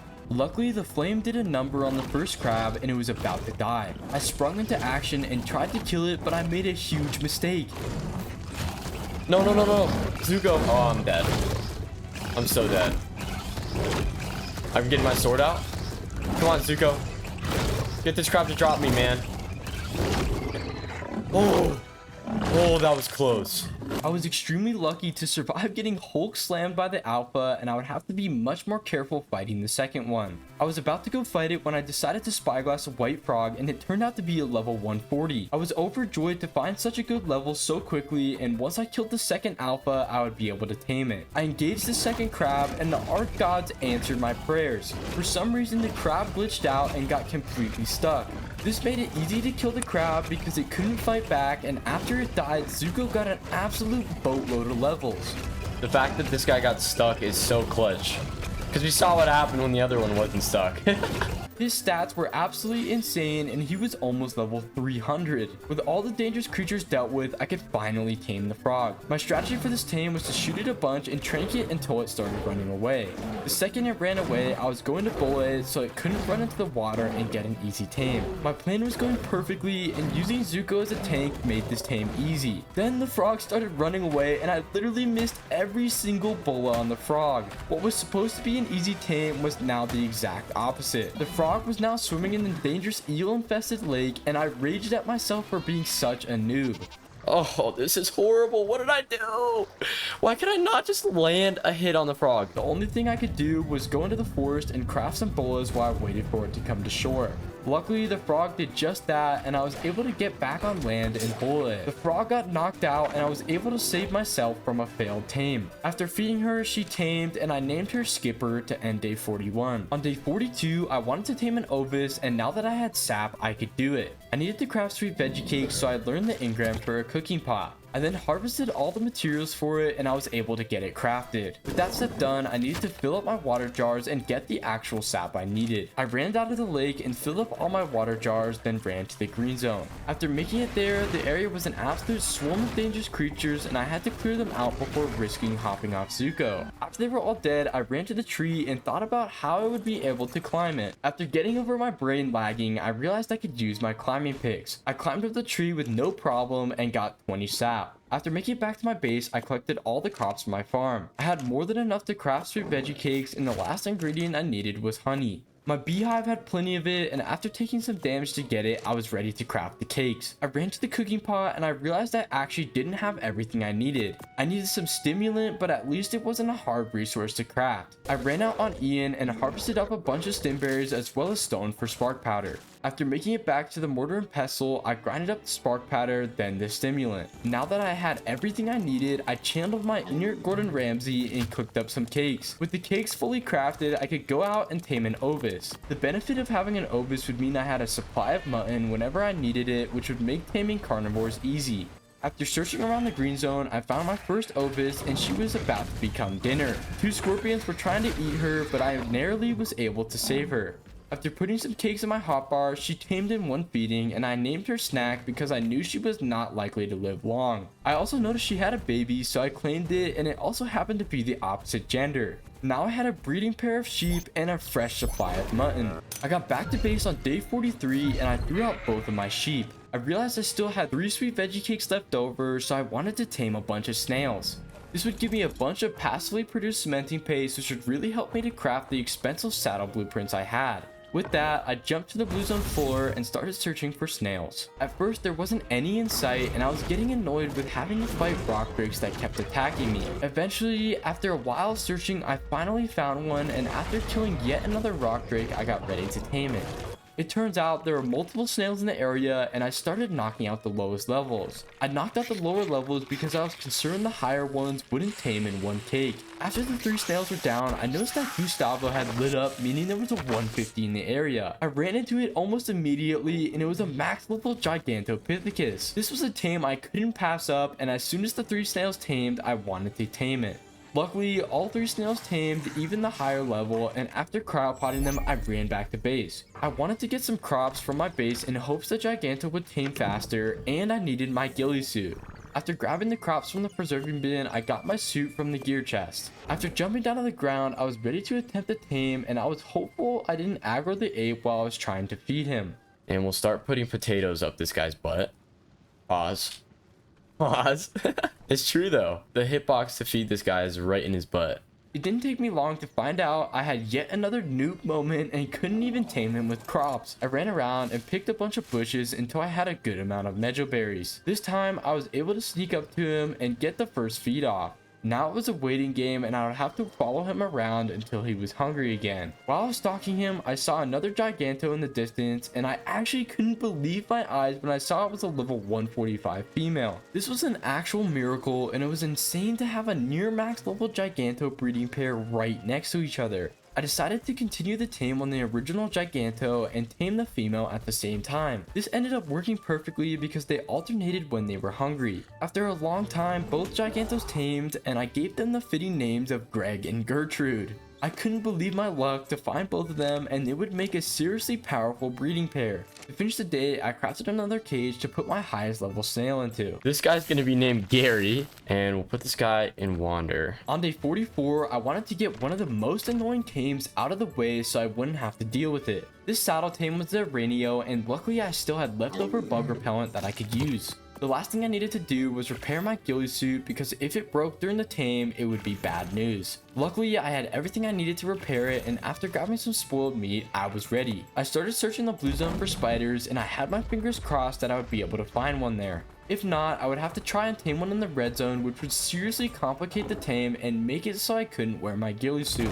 I ran through a large chunk of the blue zone and ran past a bunch of dangerous tames. I was having no luck finding any spiders and I was losing hope. I was closing in on the radiation zone when I finally spotted a spider. This was a huge relief to find one in the blue zone and would make this tame possible. Before I could tame it, I needed to clear the area of the hostile creatures. Clearing this army of snakes is ridiculous. Look, it's like a conga line. After dealing with the ridiculous amount of snakes, I was ready for the tame. The only problem is I couldn't find the spider again and I feared that it had died. Fortunately, I was just blind as a bat and I found it again when the spider aggroed on me. After running away so it could de-aggro, I put on my ghillie suit and put on my bug spray. Just when I thought nothing could stop me from the taming process, Zuko was too close to the spider and it aggroed on me. I was extremely annoyed and had to run away yet again until things cooled off. After coming back, I was finally able to get the first feed off and the tame was almost over with. I then stalked the spider until it was hungry and made sure to avoid the other one in the area. After a second feed, the spider tamed and I could knock that stupid tame off the list. I made it back to base and threw the spider out to end the day. My plan for day 45 through 46 was to tame the next saddle tame, the Parasaur. Get ready for the tame, I repaired all my armor and my crossbow. I then checked the mortar and pestle and realized I had no narcotics. So I went out on Gary and harvested a bunch of narco berries. I then grabbed a bunch of spoiled meat from Wildfire and the preserving bin. With that, I grinded some narcotics and made them into trank arrows. The last thing I needed to do was to craft a trap. I knew that when the parasaur got low on torpor, it would run around like crazy and I didn't want to deal with this. With my harvesting partner Ian, I harvested plenty of wood and thatch until I had enough. I then let Cheesepuff do his thing and smash some rocks for stone. With all the resources I needed acquired, I crafted everything for a 3x3 trap. I had learned my lesson in the last 100 days trying to craft a 2x2 and I wasn't going to make the same mistake. Once the entire trap was crafted, I was ready to head to the green zone and look for a parasaur to tame. I ran down the river and my luck with finding high level creatures continued. You actually cannot make this up. First parasaur that I find is a level 140. I was extremely lucky to find a parasaur worth taming so quickly and I started crafting my trap. I placed my whole trap and made sure to leave plenty of walls with gaps that would make it easy to shoot the parasaur when she was trapped. Once it was done, I heard a Spino attacking the parasaur and it almost killed her. I was super mad and it was a big mistake to not kill the dangerous creatures in the area before building my trap. Now the parasaur was very likely to not survive the tranking process. I figured I would try the tame anyway, so I shot the parasaur and led it towards my trap. On the first attempt, I got her near my trap and she started running for no reason. I don't know why the parasaur wouldn't attack me and it was making me super mad. Oh, this might not work out. This guy's totally got brain worms. I decided to punch it with my character and see if that would help my case. Luckily this worked and she started chasing me again, but just like last time, she bolted away the moment she was close to my trap. I tracked her down again and led her all the way back to my trap. I got her to literally stand on the ramps of the trap and she ran away again. I was absolutely heated that the stupid dino wouldn't follow me and I didn't know what to do.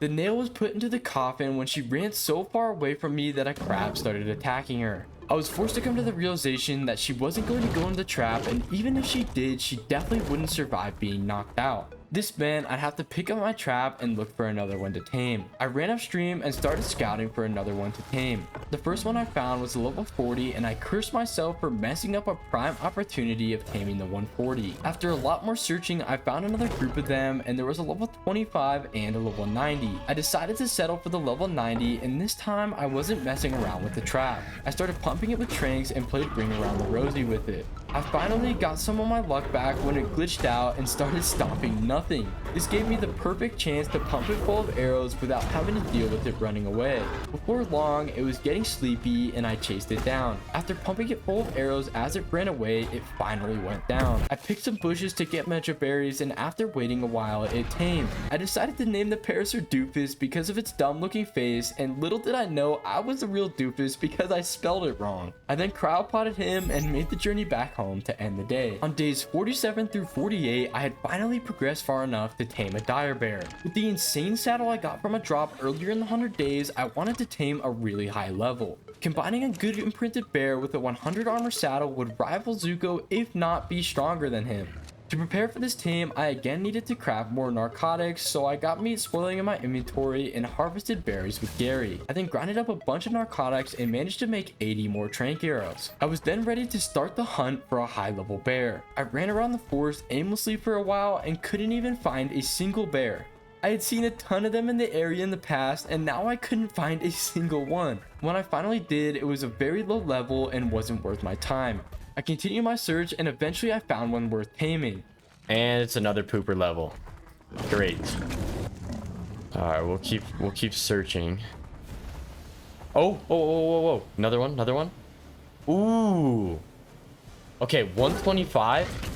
That's honestly pretty good. I found a level 125, which wasn't the greatest level, but with the extremely low levels I'd been finding, it was worth taming. I quickly set up my trap and started the process of leading it in. I shot out my crossbow and led it to my ramps. It turned off at the last second and I got a sinking feeling that Ark's new dino AI was going to yet again make trapping very difficult. On my second attempt to trap the bear, it got stuck behind my ramps and started chewing on them. In no time at all, they were breaking quickly and she wouldn't refocus. I then tried to lead her again and she started breaking the ramps for a second time. I quickly tried to punch her again, but she broke my ramps and I freaked out because I thought she was going to chase me. All right, Zuko, I need your help.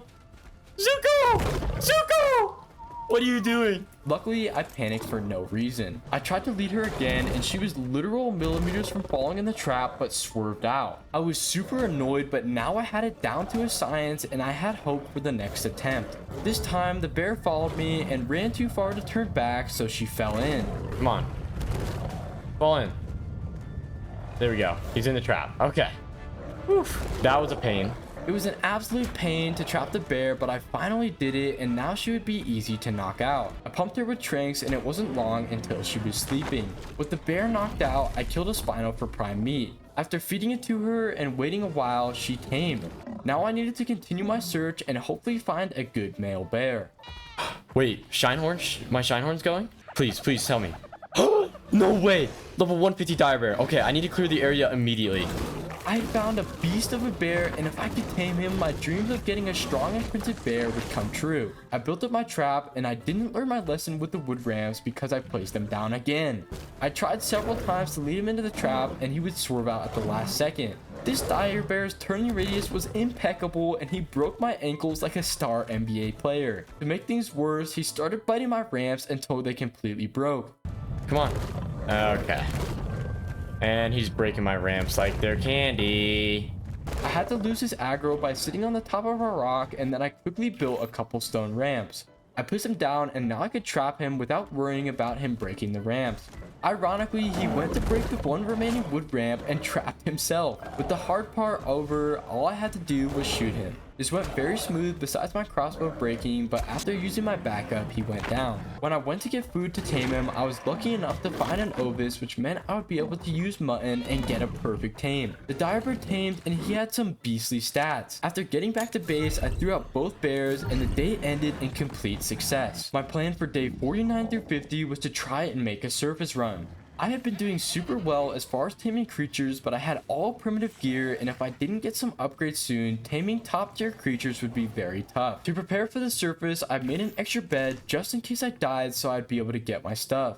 My plan was to bring Wildfire and Zuko on this adventure. I would bring only Zuko to the surface, but if I somehow died, I would be able to respawn and use Wildfire to reclaim my gear. Also, it was the perfect time to go to the surface because of the day and night aberration rules. Okay, so it's day 27 right now. And as you can see, it says 10% day and 90% night right here. And that's what we want. This is the perfect time to go to the surface because that means we're going to have the absolute most time to be up there possible. So we could really take our time and really get some good gear from this. Also, as a clarification, the 100 days is not correlated to actual in-game days, as it would take way too long to record if that was the case. Continuing on my adventure, I made it to the ramp that led to the surface opening.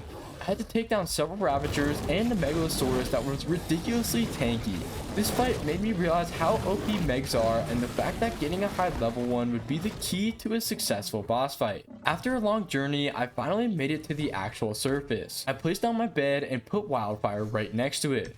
With this over with, I was ready to make the dangerous journey to the surface and hope I could survive. I bolted onto the surface and reapers were popping up literally everywhere. I ran for my life and kept my eyes peeled for any light beams in the sky. This is the most puckered I've ever been playing Ark, as I saw reapers fire their slowing attack towards me. If I got hit by a single one, I would be swarmed and would likely die.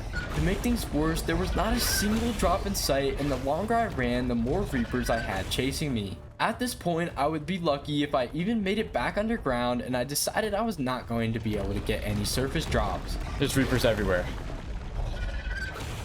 Just be slippery. Be slippery. Run like your life depends on it, because it does. I'm almost back, so I'm pretty much safe here. Oh! Oh, man. Look at how many of them. Yeah, they won't go any farther, I don't think. Oh, they will totally jump down. Oh, no. After I stupidly led several reapers underground, I was forced to fight them all and hope I could take them out. With Wildfire's help, I charged into battle, and I realized they weren't so bad when they all quickly died. Even with how easy it was to kill a reaper, the sheer number of them on the surface was far too dangerous. I was disappointed about my failed surface adventure, so I decided I would swing around the blue zone on Thomas and see if I could get some loot. I knew that a bunch of high quality drops spawned in the zone, and I was hopeful this day wouldn't be a complete fail. After swinging around for a while, I ran into my first drop, and it was a ring drop, which gave me hope. Oh! No way! Are you kidding me? An ascendant long neck. Oh my gosh. I don't think I could have asked for anything better. Like I said, I couldn't have asked for anything better, and my luck had reached an all-time high. With a really good long neck rifle, taming would be much easier and knocking out high torpor creatures would be far less time consuming. After that insane drop, I kept swinging and immediately spotted another drop. This time I ran into some danger and I had to avoid a rock break and a basilisk that aggroed on me. I decided to risk my life for the drop, so I quickly jumped down and grabbed it. Unfortunately, it was a complete letdown compared to the last drop, so I kept searching. The next drop I found was another ring drop, and I was very hopeful that I could find something good. Again, my luck was absolutely insane when it had a piece of boosted flak armor in it. The armor was quite literally triple what my current pants gave me and would seriously keep me alive. I couldn't believe my luck, and finding these drops really made up for the surface failure. After some more searching, I found one more drop and it had a cannon in it, which would be helpful to tame a crab in the future. With a seriously successful drop hunt, I decided to go home and do some breeding to end the days. I bred my pyro-manes, gigantos, and my diabears with hopes of transferring my stats. My pyro-mane was the first baby born and it was pretty good. Oh, we got a mutation. No way. Unfortunately, the mutation wasn't in any important stats, but it was still a win. When the diabear was born, it didn't transfer any of the good stats, and it was a male, which made it useless to me.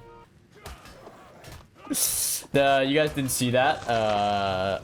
You guys didn't see that. Finally, when the baby Giganta was born, I again got very unlucky and it didn't have the good stats. It was also a male, which meant I wouldn't be able to use it to breed more frequently, so I took it out. It would seem that all my good luck had been used up on drops, but it was still a very good day that helped my progression. On day 51, I needed to tame a carno and I wanted to test out my new rifle. To prepare for this tame, I wanted to craft some stone ramps so trapping one would be easy. After running out with Ian, I was able to craft the ramps in no time. I then started crafting everything I needed for gunpowder. I already had some spark powder, but not nearly enough, so I went on a flint and stone run. It didn't take me long, and in no time, I was back at base crafting more. While I was crafting, I went to get a drop I saw in the distance. They have been absolutely insane recently, and I couldn't pass up the opportunity. Once I got there, it had a Megalania saddle, which wasn't the best, but it was still extra loot. After making it back to base, I made a bunch of gunpowder, then learned the engram for trank darts. Learning the engram reminded me I needed narcotics, so I went out to harvest more narco berries. Once my berry run was over, and while I was waiting for meat to spoil, I transferred all my supplies into the smithy.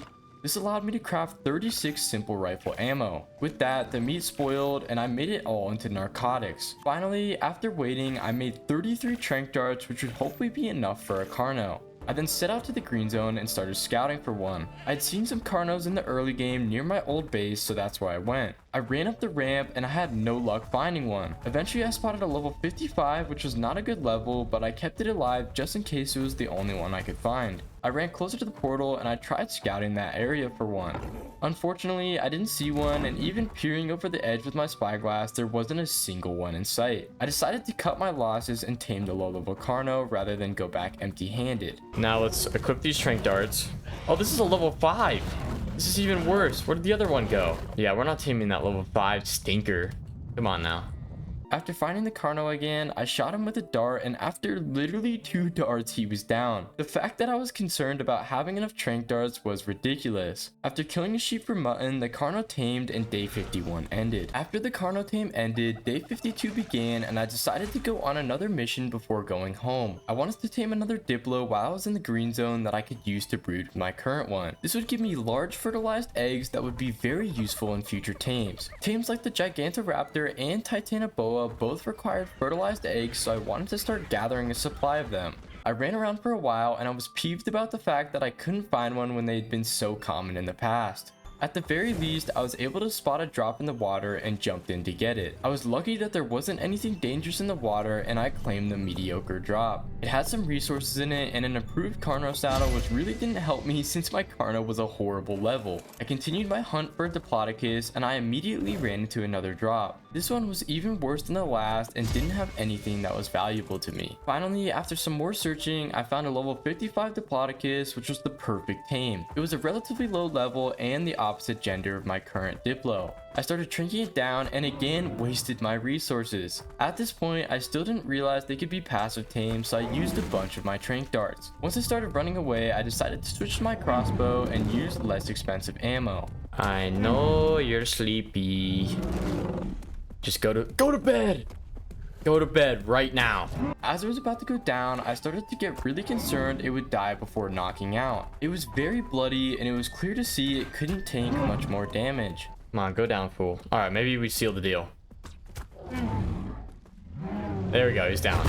After finishing knocking him out, I realized I couldn't have cut it any closer and he was on the brink of death. After harvesting some mejoberries, he tamed and I put him into a cryopod to be transported home.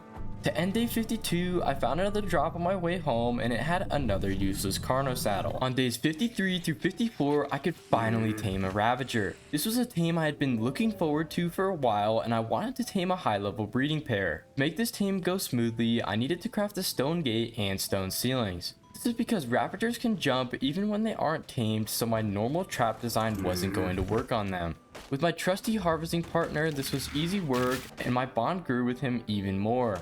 Ian, you're just a beast, bro. Ian's one of the OG fellas. After a long harvesting spree, I had everything I needed to craft additional pieces on my trap. I made a gate and more ceilings, then went inside my house to craft some trank darts. I was able to make plenty for 2 ravager tames and set out to find them. I started scouting and the first pack I spotted had a level 115 male, which was decent, but if I could find higher, I would definitely prefer it. Luckily, my prayers were answered when I spotted a level 135 female and prepared to tame it. I started building the trap and I went for a design that had a gate at the front and a long box that followed it. I also made the walls 3 high, and as I was placing them, I realized it was very unlikely that any ravager could jump out of the box. This meant I crafted the ceilings for no reason, but it wasn't that big of a loss. After killing a meg in the area and a glitched out rock drake, I was ready for the tame. The ravager aggroed on me and I led it towards my trap. The ravager would follow me to the entrance, but it did not like the trap at all. It would turn away at the last second and it wouldn't follow me inside. Right off the bat, I was concerned this trap design wouldn't work and that I would have to rebuild it.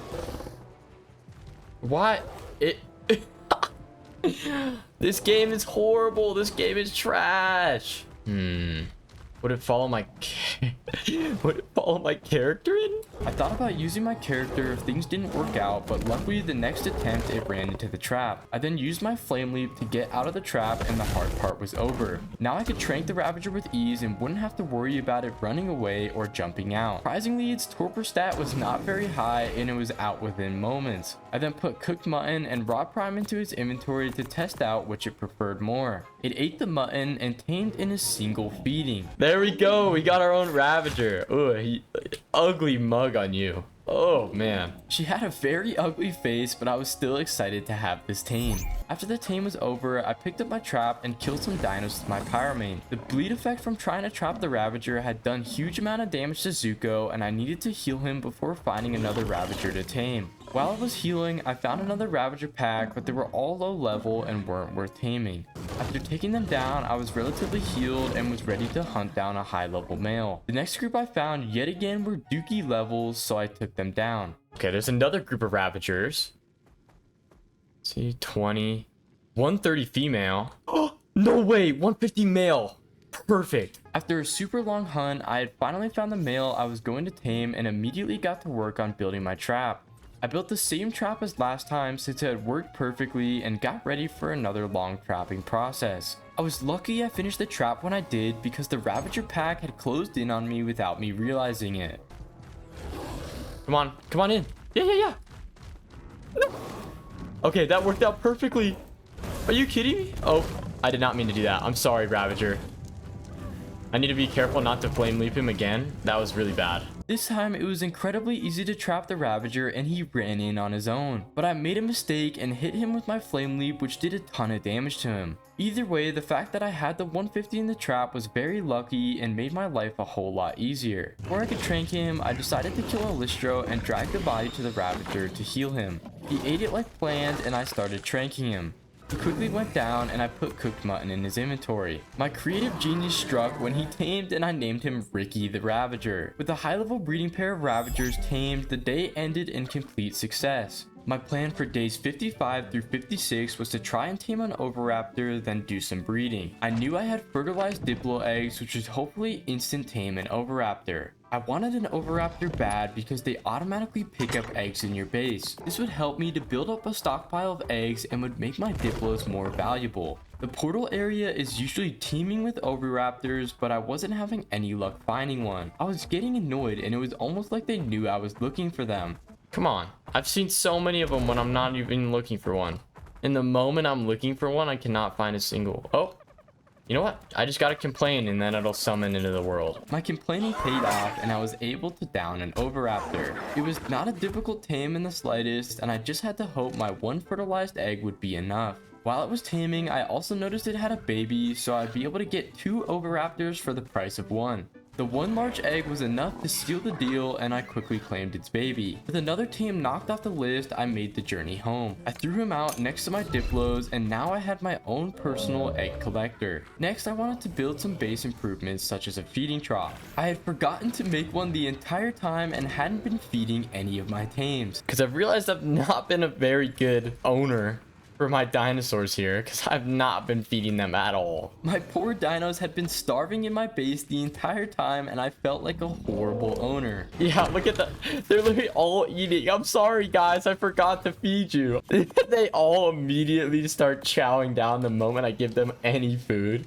I'm sorry. I should have fed you guys. I then grabbed some fertilizer from my dung beetle and replenished all my plants to make sure none of them died. The next job I wanted to do was craft some more cages so I could utilize all of my snails. I ran out on Ian and harvested some more wood, which allowed me to craft 2 more cages. I then set up all my snails and I would soon have a ton of passively produced paste. The last thing I wanted to do during these days was to breed all of my tames. I first bred my pyro-manes and I was hopeful to transfer all the perfect stats on a female. This would allow me to have a perfect breeding pair of pyro-manes and I could get serious about getting mutations. When the pyro-mane baby was born, it was the worst combination I could have gotten. It was a male and had the worst stats, so it had to go. I then bred my gigantos, and like the pyro-mane, it was the worst combination. I then bred my bears and my ravagers. When the baby bear came out, it was underneath the floor and I thought it was a goner. I then went to the ravager baby and my horde luck continued. It was another baby that had the worst combination and didn't get me any breeding progress. When I turned around, the bear magically teleported back above ground. It didn't have the best stats, but it was at least a female. This would allow me to breed more frequently, so it wasn't a complete loss, but overall, during these days, I had the worst breeding luck ever. On day 57, I wanted to tame the next saddle tame, the baryonyx.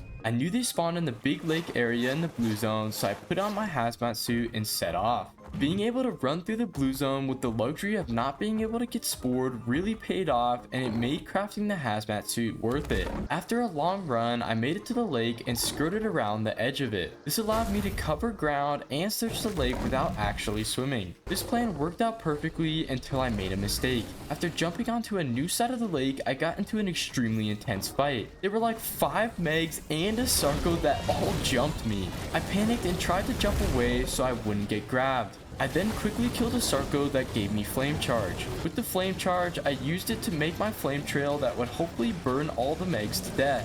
Things did not go as planned when a ravager bit me, which slowed down Zuko. This allowed the megs to catch up to me and rip me off of my tame. Oh! Oh! Help me!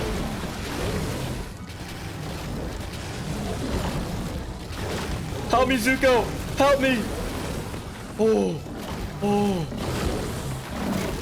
Oh, that was close. It was an extremely close call, and luckily my sword did enough damage to save my life. This was a huge eye-opener and showed me that even with all my progression, the blue zone was still extremely dangerous. After that fiasco, I continued my search for a berry and tried to scout the water. I could see a ton of dinos moving in the water, but none of them were the right shape to be a berry. I continued island hopping and was in awe of how dangerous the water was.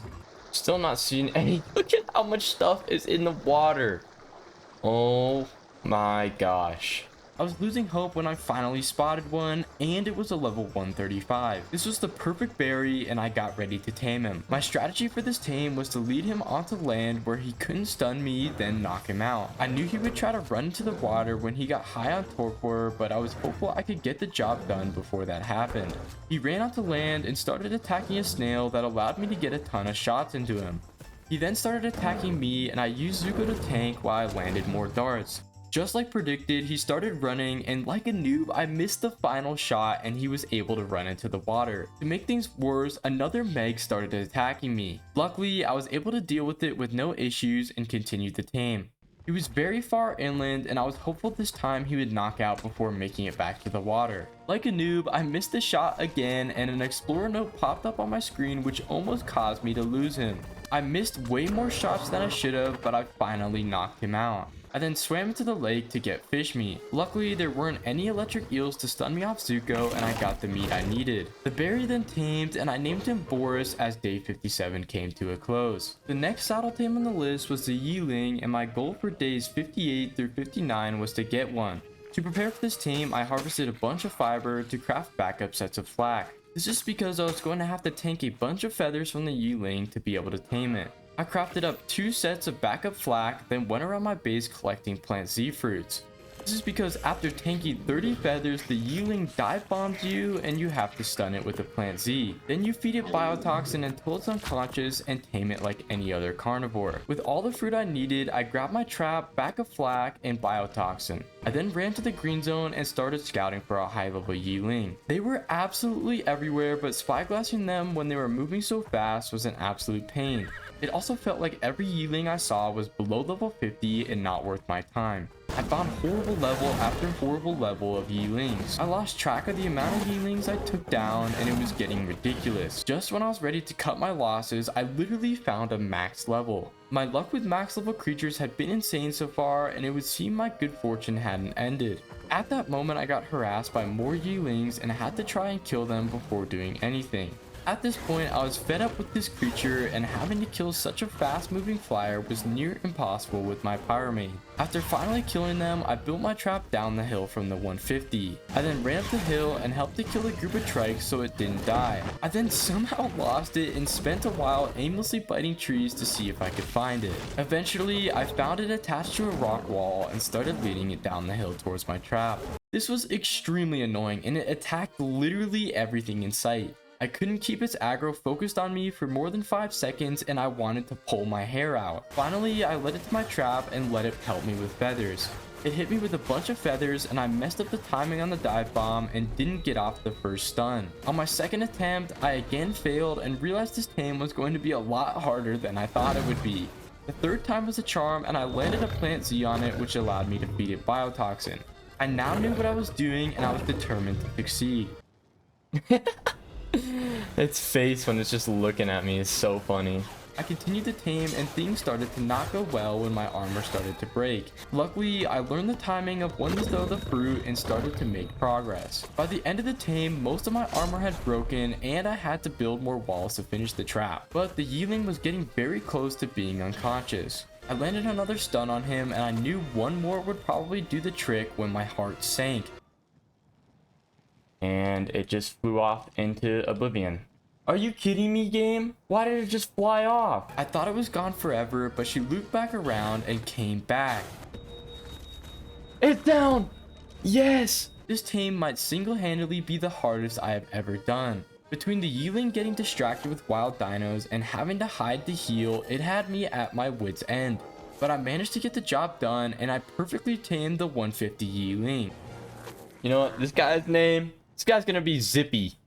Zippy the Yeeling. To end the day, I made it back to base and crafted a saddle for Zippy. I then gave her a quick test drive, and it was clear I didn't know what I was doing. I didn't know how the controls worked, but I could tell she would be insanely useful for getting around. On day 60, I wanted to do a ton of grinding around my base and focus on resources since I had made a ton of progress on the taming challenge. I started the day by repairing my broken armor and saw I was extremely low on metal. I decided to go on a huge metal run to replenish my supply and grind for an industrial forge. This is because I had a ton of OP blueprints I could craft, but they costed a ton of metal. With the amount of metal I needed for these blueprints, using refining forges would take way too long. This meant grinding for an industrial forge would be my best option. I needed 5k raw metal in total, which took me absolutely forever to get. I also needed a ton of wood to smelt down the metal, so I grinded that and used Ian to help me carry it all. It took me 2 metal runs to get all the metal I needed, and I loaded it all into the forges. I also harvested copious amount of trees near my base to smelt it all. I transferred all the wood into my forges and my metal smelting operation was done. I then looked at all the other resources I would need for the forge. Polymer was an easy resource, but oil and cementing paste would be tough to get. I was 200 oil short and I would have to wait until my dung beetle produced more. Luckily, I wasn't far off from having the required amount of paste, and having snails really paid off. To end this harvesting day, I wanted to harvest the 250 crystal I needed for the forge. I ran around different spots harvesting blue gems and made good progress. Eventually I ran out of blue gems near my base and decided to make a quick trip to the green zone to finish getting the crystal I needed. I found a really good spot to harvest crystal and I got the full amount I needed for the forge as day 60 ended. For day 61, my plan was to tame an Arthropleura. It was the next saddle tame that I needed in this challenge and it had potential to be a very difficult tame. I only had one leftover bug repellent from before, so I decided to craft some more. I gathered some citronal, narcotics, pelt, and rock carrots and crafted some bug repellent. I also grabbed my ghillie suit because it would be essential to avoiding the Arthro's aggro. Then, after I grabbed some spoiled meat, I set off on Zuko to find a giant centipede. I needed to find one in the blue zone because the red zone was way too irradiated to wear my ghillie suit. While I was searching, I encountered every other hostile creature possible aside from the Arthro that I was actually searching for. After quite a while, I thought I had finally found one to tame, but unfortunately, it was just the corpse of one that had been killed by a nearby iguanodon. I was frustrated because this was the first one that I had found so far, and I didn't even find it while it was alive. After this frustrating situation, I continued my search for another one. Shortly after, I was distracted by the glow of a green drop and greedily scaled the cliff to grab it. The contents of this drop ended up being disappointing, but luckily for me, it led me to the direction of a real living Arthropleura. This was a rare find, so I made sure to kill all the hostiles in the area with Zuko. This would help keep it safe while I was taming it and make sure things went smoothly. After clearing the area, I equipped my ghillie suit, put on some bug repellent, and prepared to tame myself an Arthropleura. I thought I was in the clear, and I started sneaking up on the Arthropleura when her ravager jump scared me. Oh!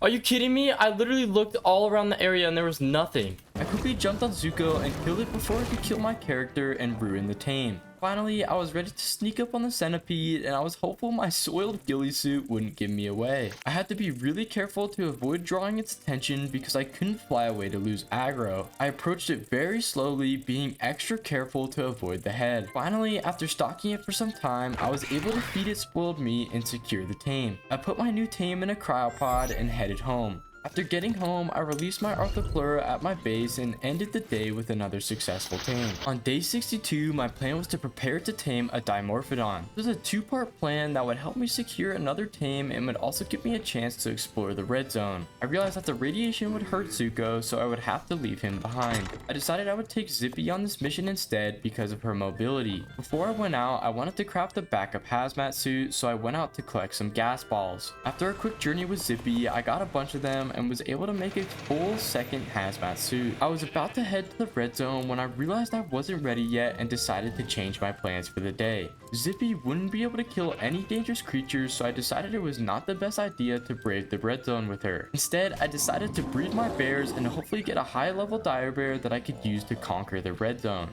While I was at it, I also wanted to breed the other creatures in my base. First, I bred the dire bears, hoping to transfer the best health and melee stats from the parents. When the first baby was born, I checked its stats and it had transferred both of them. I was super excited about this because it meant I could take this bear to the red zone and kill anything it threw at me. The second bear did not get the stats, but it was a female, so it was worth keeping for breeding. After some waiting, the first dire bear was ready for imprinting. After walking around base, it imprinted and I decided to give it the name Huge Hammies. While I was waiting for the dire bear cub to grow up, I decided to breed some more creatures around the base. I bred the pyro-manes and gigantopithecus. When the pyro-mane was born, I checked its stats and it didn't make the cut. I took the pyro-mane out of the sight from its parents and I knew it needed to be executed. I'm sorry, little one. Returning to the gigantopithecus, the baby was about to be born. When the baby monkey entered this world, I checked its stats and I was surprised to see it had a mutation. The baby had a melee mutation, which was the best thing I could have hoped for. I was so excited about this because it was super rare to even get a mutation and I got lucky enough to get one specifically in melee damage. This would make her much more powerful and I was pumped. I was so excited about this powerhouse that I named her Jimbro because she came out of the womb lifting weights. Next, I decided to breed my ravagers. While they were gestating, Jimbro was ready to be imprinted on. She wanted an armor berry, so I fed it to her for 50% imprinting. Then the ravagers gave birth to a set of triplets. This was ideal and I was super excited about building my ravager pack. The icing on the cake was that they all got the best health and melee stats. At this point, Jinbro wanted to go for a walk, so I walked her around to finish the imprinting on my new mighty gigantopithecus. The final thing I needed to do was to imprint on my ravagers. I walked the two that could be imprinted on and I finished up breeding for the day. The final thing on my agenda was to level up my new dire bear before going out into the red zone. I grabbed my ascendant dire bear saddle and had Zuko follow me for backup. We easily killed many creatures, including a high level rock drake. Eventually we ran into an alpha carcanos. This would get Huge Hammies a ton of experience if I was able to kill it. It took forever, but Huge Hammies put in the work and eventually killed the alpha. This is taking an insane amount of time. There we go, it's down. Good work, Huge Hammies. Absolutely good work, buddy. Oh, 56 levels. Now that's what I'm talking about. Incredibly, it gave Huge Hammies 56 levels, which was insane. I pumped up her health and melee and completed day 62 with an arsenal of powerful creatures. On day 63, I was finally ready to venture into the red zone. I was determined to get a dimorphodon and I was glad that I took the extra time to prepare for the dangers. The only thing left I needed to do was to make some bullets to subdue the dimorphodon once I found one. I quickly crafted some and finished all my preparations. I grabbed my hazmat suits, hopped on Huge Hammies, and started traveling to the red zone. My new dire bear was very strong and made quick work of all the blue zone creatures that once were very dangerous to me. Eventually, I reached the edge of the red zone and equipped my hazmat suit. I then prepared myself and made my way into Aberration's most difficult zone. I encountered a ton of hostile creatures right off the bat, but Huge Hammies was able to take them down with no problem. Unfortunately, this gave me a huge false sense of confidence. I was then ambushed by a Prolobia and was stunned off my mount. This was the worst case scenario possible. Oh, I'm dead. Let me get back on. How long am my Prolobia stunned for? I'm back on. Get full. No!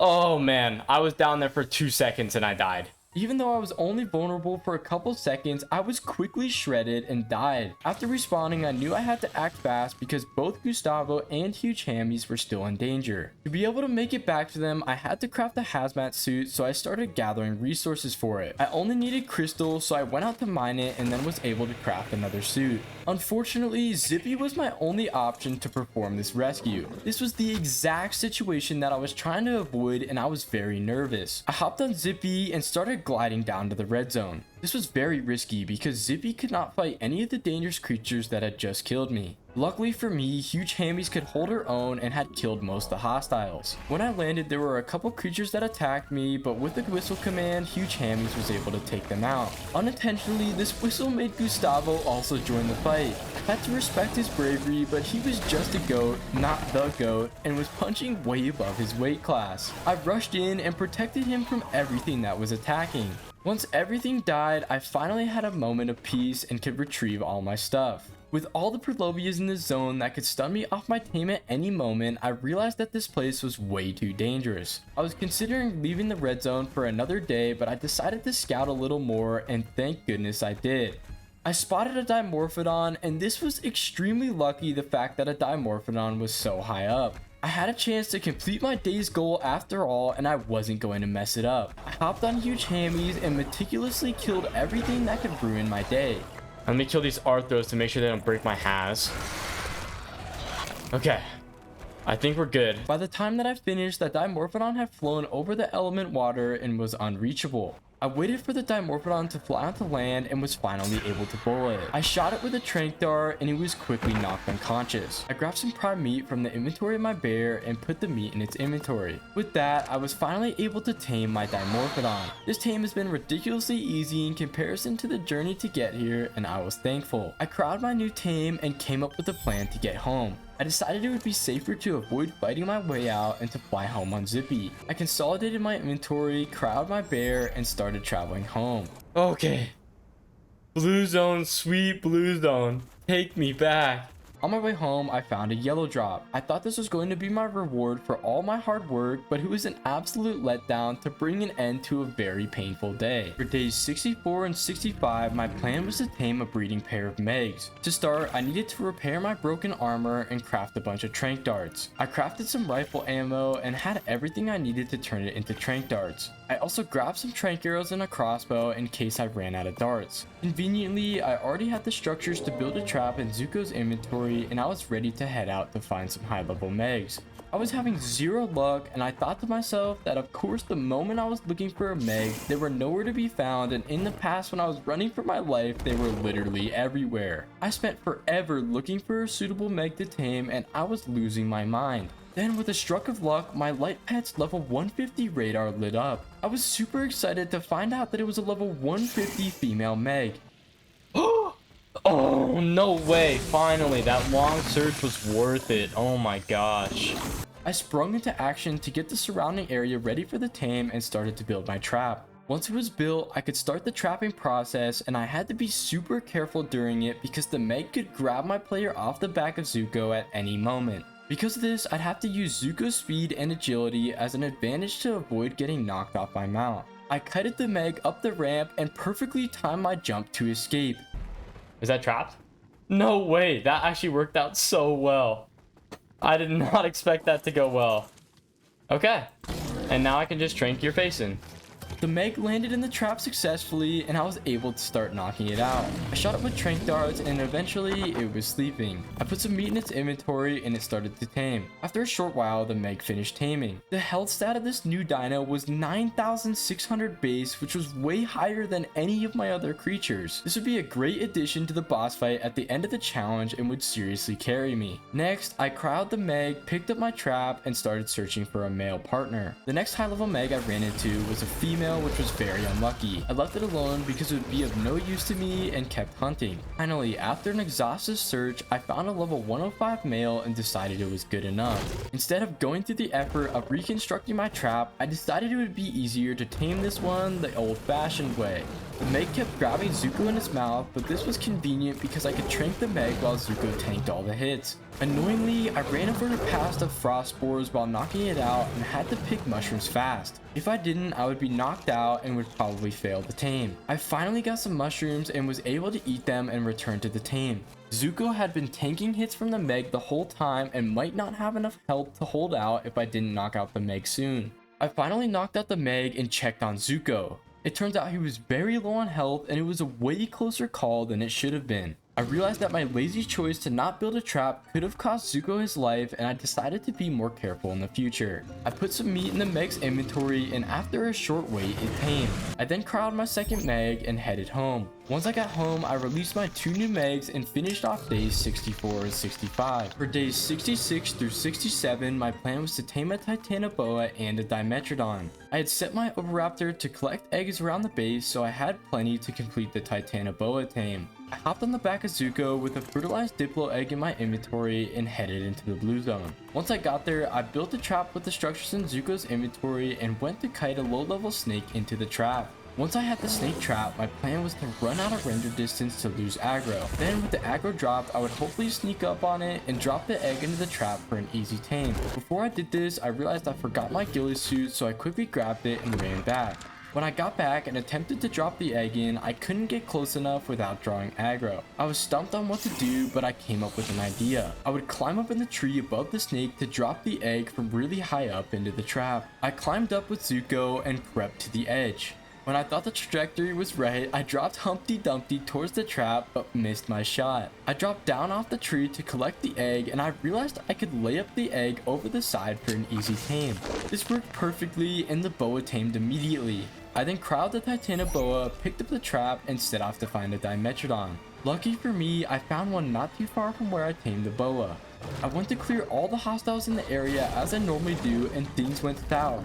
I was ambushed by a bunch of different creatures, and Zuko was grabbed by a Meg. Meanwhile, I was being attacked by a level 145 ravager and barely escaped with my life by climbing the cliff with my climbing picks. Oh, I'm dead.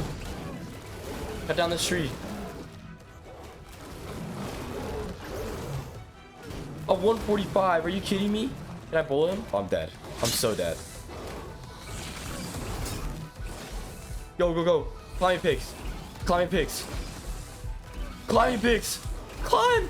Climb. Climb. Climb. Climb. Climb. Climb. Climb. Oh my goodness. Zuko. No! Zuko died! No! Are you kidding me? Just as I reached the top, Zuko was killed by all the creatures. I was absolutely devastated and couldn't believe I made such a big mistake. He had not been fully healed from the Meg in the last day, and it cost him his life. I was absolutely crushed and regretted taking him into battle without letting him fully recover. I made it back to base with my head in my hands and made a plan for what to do next. I decided to breed my remaining pyro-manes to hopefully get a replacement for Zuko. When the baby was born, it didn't have the good health, but it was a female with a good melee stat, so I decided to keep it for future breeding. I was bummed to not get a replacement and would have to try again soon. Next, I headed out on Wildfire to get revenge for the death of my buddy and to recover the items that were in his inventory. I was filled with a blood rage and did not let anything that contributed to his death live. I slaughtered them all like Anakin with the Tusken Raiders and was finally satisfied. Eventually, I found the bag he dropped and recovered my structures. Next, I decided the best way to honor Zuko was to tame the Dimetrodon that I had originally set out to get. I knocked out a level 40 and put some meat in its inventory. I waited for a while on shore and reflected on the horrible loss of Zuko. Eventually it tamed and I headed back to base with it in a cryopod. When I got back to base, I decided the next order of business was to breed my pyro-manes again to hopefully get a perfect one. When it was born, I was disappointed to see it did not get the good stats I needed, but again, it was a female, so I kept it alive. This marked the end of a horribly disappointing set of days. For day 68, I wanted to tame a roll rat in the green zone. This was my next saddle tame, and it would be a great asset because of its ability to harvest wood. I decided it would be easiest to put Wildfire on my shoulder and use Zippy to travel to the green zone quickly. Before I was ready to go, I grabbed some honey because it was the essential taming food of the roll rat. I then was ready to go and set off on Zippy. I wanted to find a high level one, so I settled in for a long hunt. I was glad that I had mentally prepared for a long hunt because this one took forever. It seemed like I could only find rats that were below level 100 and I was getting very bored. After a long search, I finally found a level 110 roll rat. I decided to settle for this one and it should be high enough level to be a good wood gatherer. Unfortunately for me, when I tried to start the tame, the area was packed full of dinos and they kept pushing my character around. Oh my gosh, get out of my way.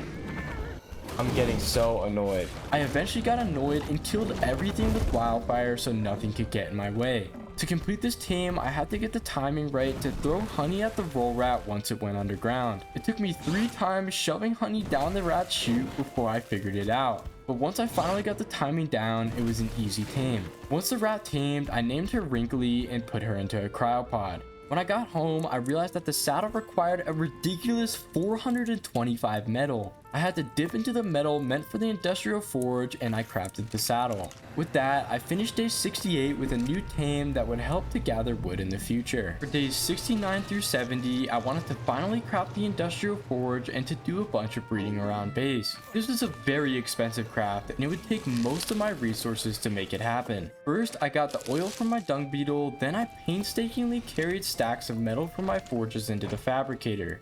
Next, I needed crystal because my death in the red zone and having to make another hazmat suit meant I was all out. So I went out to my favorite crystal spot and gathered everything I needed. Finally, I needed to kill some carcanos for the last resource and get the remaining polymer I needed. During this trip, I had a very close call. I was picked up by a crab yet again and I almost died. Let me go, crab. Let me go, crab. Let me go. Oh, I'm in trouble. I'm dead. I'm dead. Stupid crabs, man. Ooh, ooh, ooh. Ooh. Luckily, I was able to barely escape with my limbs intact and collect the rest of the organic polymer. Once all the materials were in the fabricator, I was finally able to make the industrial forge. This would be very useful for quickly smelting metal and would be the key to crafting expensive blueprints in the future.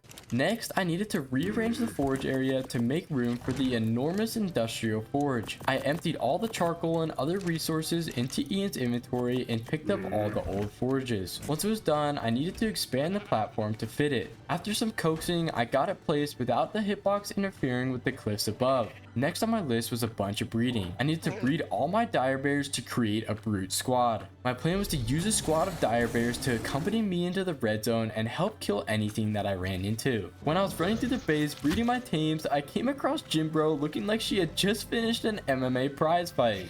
What the heck happened to your face? Jimbro, what happened to you? Ugh.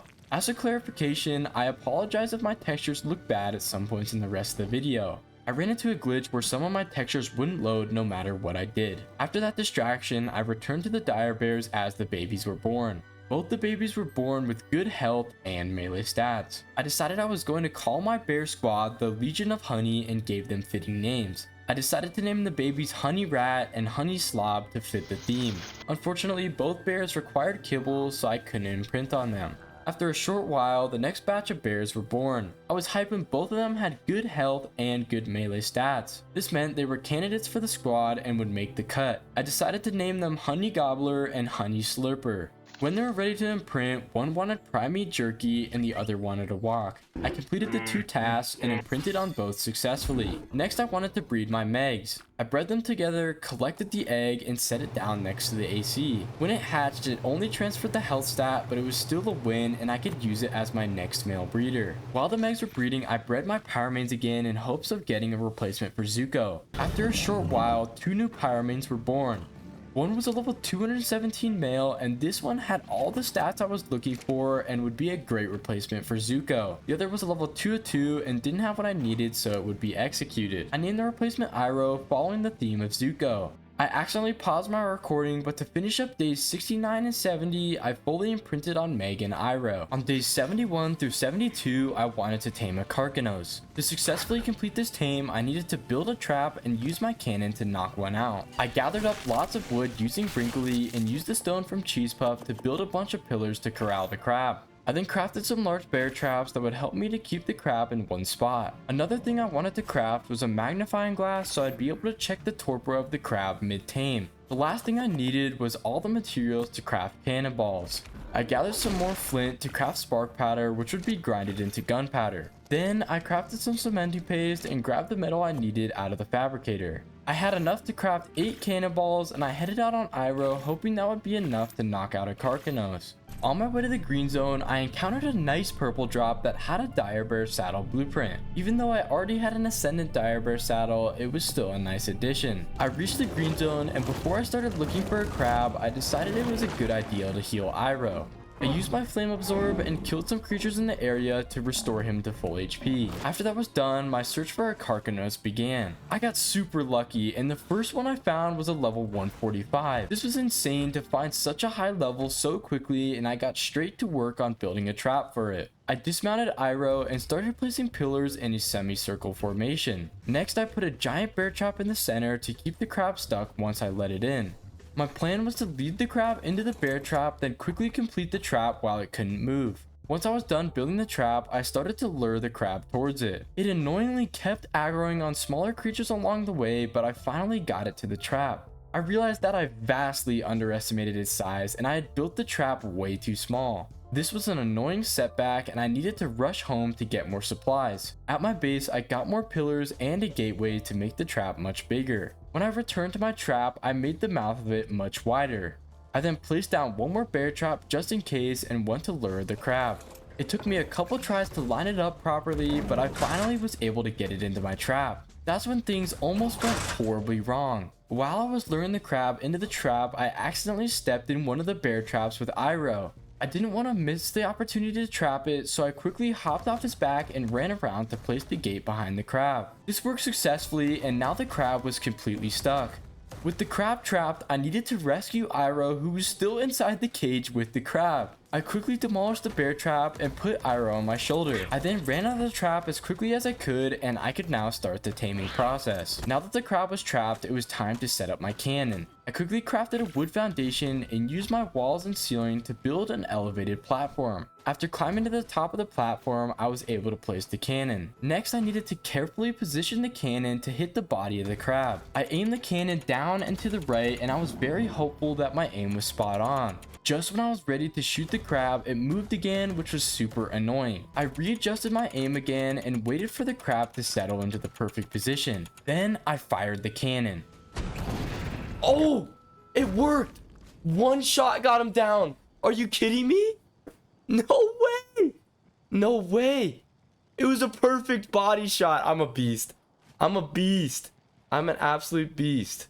It was the perfect shot and it knocked down the crab in one hit. I was astonished because I expected it to take much more than one shot to knock it out. I quickly grabbed some raw mutton and put it in its inventory. This didn't work and I realized I needed to give it spoiled meat instead. So I got some spoiled meat and gave it to the carganos. Next, I picked up my cannon and other structures while I waited for it to tame. Finally, it ate the last piece of spoiled meat and now I had my crab. I was so excited to finally have this tame and I named her Pearl. I then crowed her and took her back to base. To finish these days, I wanted to craft her saddle and the only thing I was missing was fungal wood. I quickly ran out on Zippy and was able to harvest some. Once I returned with the wood, I was able to craft a saddle for my brand new tame. I put the saddle on Pearl to finish days 71 and 72. On days 73 and 74, I was ready to undergo the Reaper tame. This would be a huge challenge and I wanted to make sure I was prepared for it. To start, I needed to repair all my damaged hazmat suits. I had everything I needed to repair them all except for crystal. So I quickly flew out on Zippy and gathered some. When I got home, I turned on the fabricator and repaired all 3 suits. I plan to leave one at home just in case I died and take the rest with me to the red zone. Next, I needed some med brews to quickly heal up after I got impregnated. For this, I needed narcotics, tinto berries, and water. I grabbed the necessary supplies from my base and went down to the water's edge on Zippy. When I got back, I started brewing and after what felt like forever, I had crafted 11 medical brews which I thought would be enough. Next, I was planning to take the Legion of Honey with me and use them as my bodyguards in the red zone. I leveled the health and melee of each of the members to prepare them for our dangerous journey. Next, I grabbed supplies to build a structure in my base. My plan was to get impregnated, fly back home on Zippy, and give birth to the Reaper baby in this pen. Finally, I was ready to head out. I hopped on the back of Zippy, then I had huge hammies and the rest of the Legion of Honey follow me towards the red zone. The Legion of Honey made quick work of everything we encountered. They were all very strong and their only negative was the fact that they struggled to follow me through some parts of the terrain. Regardless, I was super happy that I bred this squad of dire bears and I couldn't do it without them. Eventually, we reached the red zone and started slowly working our way forward to avoid any Perlovia attacks. Every time I encountered a hostile creature, I would send the Legion of Honey to kill it. They killed anything that could be a problem and really showed how useful they were. Eventually, we encountered our first Reaper Queen. This one we needed to kill to get the pheromones that are required for the baby to not eat you upon birth. I whistled my bears to attack it and lost focus for just a second when I was dismounted from Zippy by a Meg. Luckily, I was able to get on huge hammies in time and quickly killed the Meg before turning my attention back to the Reaper Queen. After an intense battle, the Legion of Honey took down the Queen. After checking on them, I realized how close of a fight it was. The bears were all very hurt and near death. Next, I found the item cache that the Reaper Queen dropped and recovered the pheromones I needed. Now, I just needed to find one more Reaper Queen to complete the tame. I crowed all the bears except for huge hammies because I didn't need them for the next part. I planned on using huge hammies to whittle down the queen to the health threshold, then to let it impregnate me. With that plan in mind, I started to get my inventory sorted when the unexpected happened. Oh, speak of a Reaper Queen. What? There's another one right here? No, Zippy. Another Reaper Queen appeared out of the ground and started attacking Zippy. I quickly started attacking it with huge hammies to try and draw the aggro. Despite my best efforts, it kept on attacking Zippy. Eventually, it got distracted by something else, so I used the opportunity to fly Zippy to safety on a high cliff. Now I could focus on whittling it down. I kept on attacking her feet with huge hammies and getting her health lower and lower. I was also periodically checking with my magnifying glass to make sure that I didn't kill it on accident. Eventually, I got it low enough where it was within the health threshold. I turned off my light pet and told the queen that I had not had my flu shot yet this year. The queen then immediately injected me. It ran up to me and grabbed me off the back of huge hammies and stabbed me with its tail. I was ready to spam my health potions, but before I could, I died from the fall damage. On any other day, I would be upset, but this was a convenient way of getting home quickly. Part of the game mechanics is that your character stays pregnant even if you die. This gave me the opportunity to level up the baby before it was born. I went out on Iroh and killed as many creatures as I could, including a level 175 rock drake. I eventually got enough experience to grant the baby 75 additional levels. I headed back to base and enclosed myself in the small pen to give birth. When the timer ticked down, I gave birth to a level 91 Reaper King. Oh, there we go. There's our Reaper. Claim this guy, and we'll put some meat in his inventory. I think he's gonna kill me. I put some meat in his inventory and tried to juke him out until he was juvenile. Unfortunately, he got to me and was able to kill me. After a short wait, he matured into a juvenile and was no longer hostile. Despite only being a level 91, he had pretty good stats and I was happy to have this new addition. Eventually, he was ready to imprint and I was able to cuddle him for 50%. I waited for him to want care again and he wanted a Magan berry. I quickly got the berry and gave it to him for the final 50% of imprinting. Now that I had that complete, it was time to recover the rest of my items and my tames from the red zone. I put on my spare hazmat suit that I had set aside earlier and set off on the back of Pearl. Once I arrived, I was relieved to see that everyone was safe. I recovered my items, then cryoed Huge Hammy's, Pearl, and Gerald's bro. Then I hopped on Zippy and flew everyone back to base. Once I got home, days 73 and 74 ended. For day 75, I wanted to do some chores around base. All my flak armor was broken and needed to be repaired. I was completely out of metal and needed a large metal run to repair my armor and craft some of my good saddle blueprints in the future. So I hopped on Pearl, picked up my anky, and headed out to get some metal. Now that I had Pearl, I could use a new strategy to get metal. Pearl had a large carrying capacity and could pick up Crusher. I could set Crusher to automatically harvest and carry him to each metal node to mine it quickly. Then when he was over encumbered, I would drop him and gather extra metal when he couldn't do it automatically. After I mined all the metal, I carried him back and dropped him next to the industrial forge. I transferred all the metal in his inventory into the forge and I was pumped at how much I was able to gather. With some of the metal, I repaired all my armor and could move on to my next task. I decided to breed all my pyro-manes in hopes of getting a good mutation. After they were all born, I checked the baby pyro-mane stats. The first was a female with bad health and good melee. The second was a male with neither stat being good and needed to be taken care of. The third was a female that had good health and melee. I named this one breeder female because it would allow me to get babies with good stats so I could aim for mutations. Next, I executed the 4 pyro-mane that didn't make the cut. Next on my breeding agenda was the Megs. I bred the female with the new male that I had hatched earlier. I collected the egg and set it next to the air conditioners to hatch. After waiting a short while, the egg eventually hatched. It was a female with the best health and melee stats. This was my new best Meg and I creatively named her Megan. For the first imprint, Megan wanted to go for a walk. I walked her and got 50% imprinting. Then for the final imprint, she wanted to cuddle, so I cuddled her for the final 50%. After I finished my breeding day, I decided I wanted to level up my new Reaper King. I hopped on his back and went on a rampage through the blue zone. I even went face to face with a level 145 crab. The Reaper King killed it with no problems and proved his status as a beast. I leveled him up to 25k health and then the rest of the points went into melee. With that, day 75 ended. On days 76 through 77, my goal was to tame a gigantoraptor and I had quite a bit of prep work to do. This tame requires you to feed eggs to the mother gigantoraptor, then sneak into her nest and tame the baby.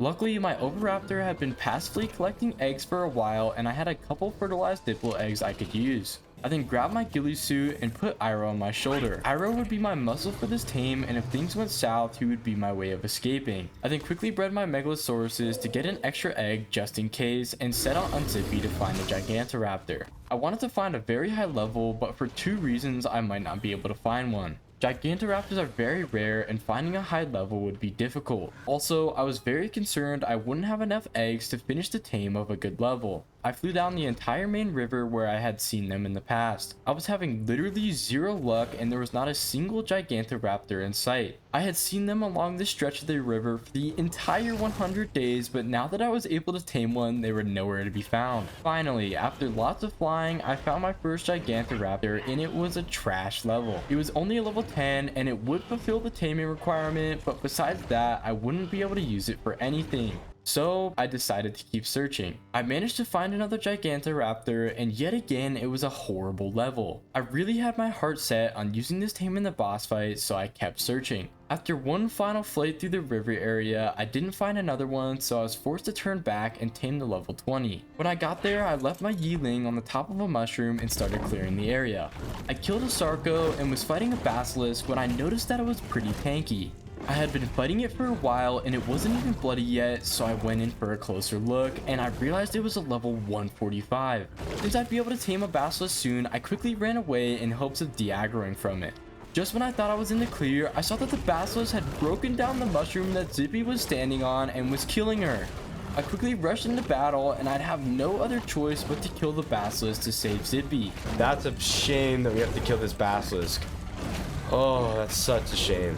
As soon as I was done killing the basilisk, I turned around and realized the Gigantoraptor had died. A group of raptors had killed it and its baby, which meant I'd have to move on and tame an even worse level after all. I flew upriver and was preparing to clear the area yet again when I realized the level 10 I saw earlier had also died to something. This was extremely annoying and now I didn't know what to do. I hadn't seen any other Gigantoraptors in my search, and if I didn't find another one, I wouldn't be able to complete the tame. Fortunately, after a thorough search of the forest, I managed to find a level 25. I was taking no chances with this one, and I immediately put on my ghillie suit to tame it. I ran down and placed a fertilized diplo egg a good distance from the nest. I saw the mom go for it and I knew now was my opportunity. I ran to the nest and the baby took a while before coming back, which made me nervous. Come on, baby. Before your mom's done. Yeah.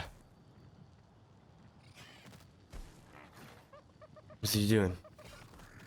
He's spinning. Hey. Okay, he's tamed. After one. That was easy. With the baby tamed, I knocked another dino off the list and I killed its mother to make sure it was safe. I was super happy I managed to pull off this tame even after the scare of not being able to find one. After making it back to base, I threw out the Gigantoraptor, and after it was fully imprinted, the day ended. My plan for day 78 was to grind the materials to build a gene scanner. This item would be extremely useful when it comes to tracking down creatures, and it would make it easy to find the remaining creatures in this challenge. I first started by crafting up the required electronics I needed. I fired up the fabricator and made the required 10. Then I needed to grab Crystal. Luckily, I didn't need much, so I was able to run out on Zippy, and even with her meager carry weight, I got the job done. After making it back home with the crystal, the last resources I needed were black pearls and polymer. I set out to get the pearls I needed and went to the trilobite honey hole. Black pearls are a very annoying resource to get, but with the amount of trilobites I had killed in the past, I was already most of the way there. I was getting super unlucky and I harvested 2 trilobites before even getting a single pearl. Fortunately, this bad luck didn't last and I got the 3 pearls I needed. While I was out getting pearls, I knew I was in the area where otters could spawn and I wanted to get the tame done with. I was stoked when I saw one swimming and I killed fish so I could feed it. After one feeding, my new little buddy tamed and I cryoed her up. After making it home, I threw her out and named her Stinky. With that, I was almost ready to craft the scanner, but I wanted to hatch the meg egg that I didn't end up using in the Gigantoraptor tame. The egg hatched and I was ecstatic to find out it had all the best stats and was a male. This would be my new male breeder and could possibly be used to get mutated megs before the end of the challenge. Finally, I grabbed some polymer off my Reaper and crafted the gene scanner. This was a big advancement to get this item and would help to narrow down the search on all my future tames. The next saddle tame was the Basilisk, which meant days 79 through 80 would be another surface adventure to get one. To prepare for this tame, I needed to craft grenades, which are essential to blowing a Basilisk out of the ground. I had most of the resources I needed and I crafted up a few. I then went out and harvested some more fiber and grabbed more hide to craft more. I then got distracted when I realized I never named our Reaper King and I named him Xander. After making it back to base, I was able to make a bunch more grenades and in total I had 10. Now that I had a ton of grenades, I was ready for the tame and I came up with a plan. I did more research on the surface and found out when the clock hits 5:30, all the Reaper Kings on the surface go away. This means that if I started to tame at 5:30, there would be basically no threats and I would have a decent chunk of time to tame a basilisk before the sun rose. This also means I wouldn't have to take a light pet on this adventure, so I put Ira on my shoulder and then set out on Zippy to the green surface entrance where they are known to spawn. When I made it there, I got hit by mushroom spores, but other than that, I ran into no resistances. I attached to the wall and waited for it to be 5:30, then flew onto the surface. Wait, where I these didn't guys run can into a spawn? single reaper, and I knew the information had been reliable. I then took out my gene scanner and it immediately led me to a Facilo. Is it right below me? Oh, there it is. There's one right there.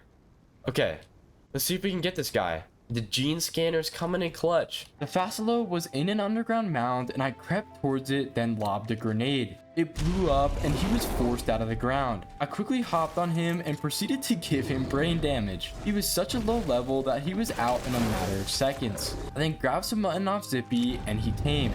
I had more time on the surface, so I wanted to search and see if I could find a higher level that would be more worth taming. I flew around with Zippy and thought to myself how easy the surface was without reapers constantly spawning. The Facila tame is very methodical, and if I had to deal with reapers while doing the tame, it would be near impossible. Eventually my gene scanner led me to another one and I got too close to the mound. It popped out of the ground to attack me and I spyglassed it. This time it was a level 140 and I was absolutely pumped to find such a good level. After the shock of finding a good level, I flew out of its render in hopes of it calming down. I then stalked the Facila and watched it from a distance. She wasn't going back on the ground and I was very worried I messed up the tame. Thankfully my fears were for nothing and she burrowed. This was the best opportunity I was going to get and I ran toward it. There we go. It's right there.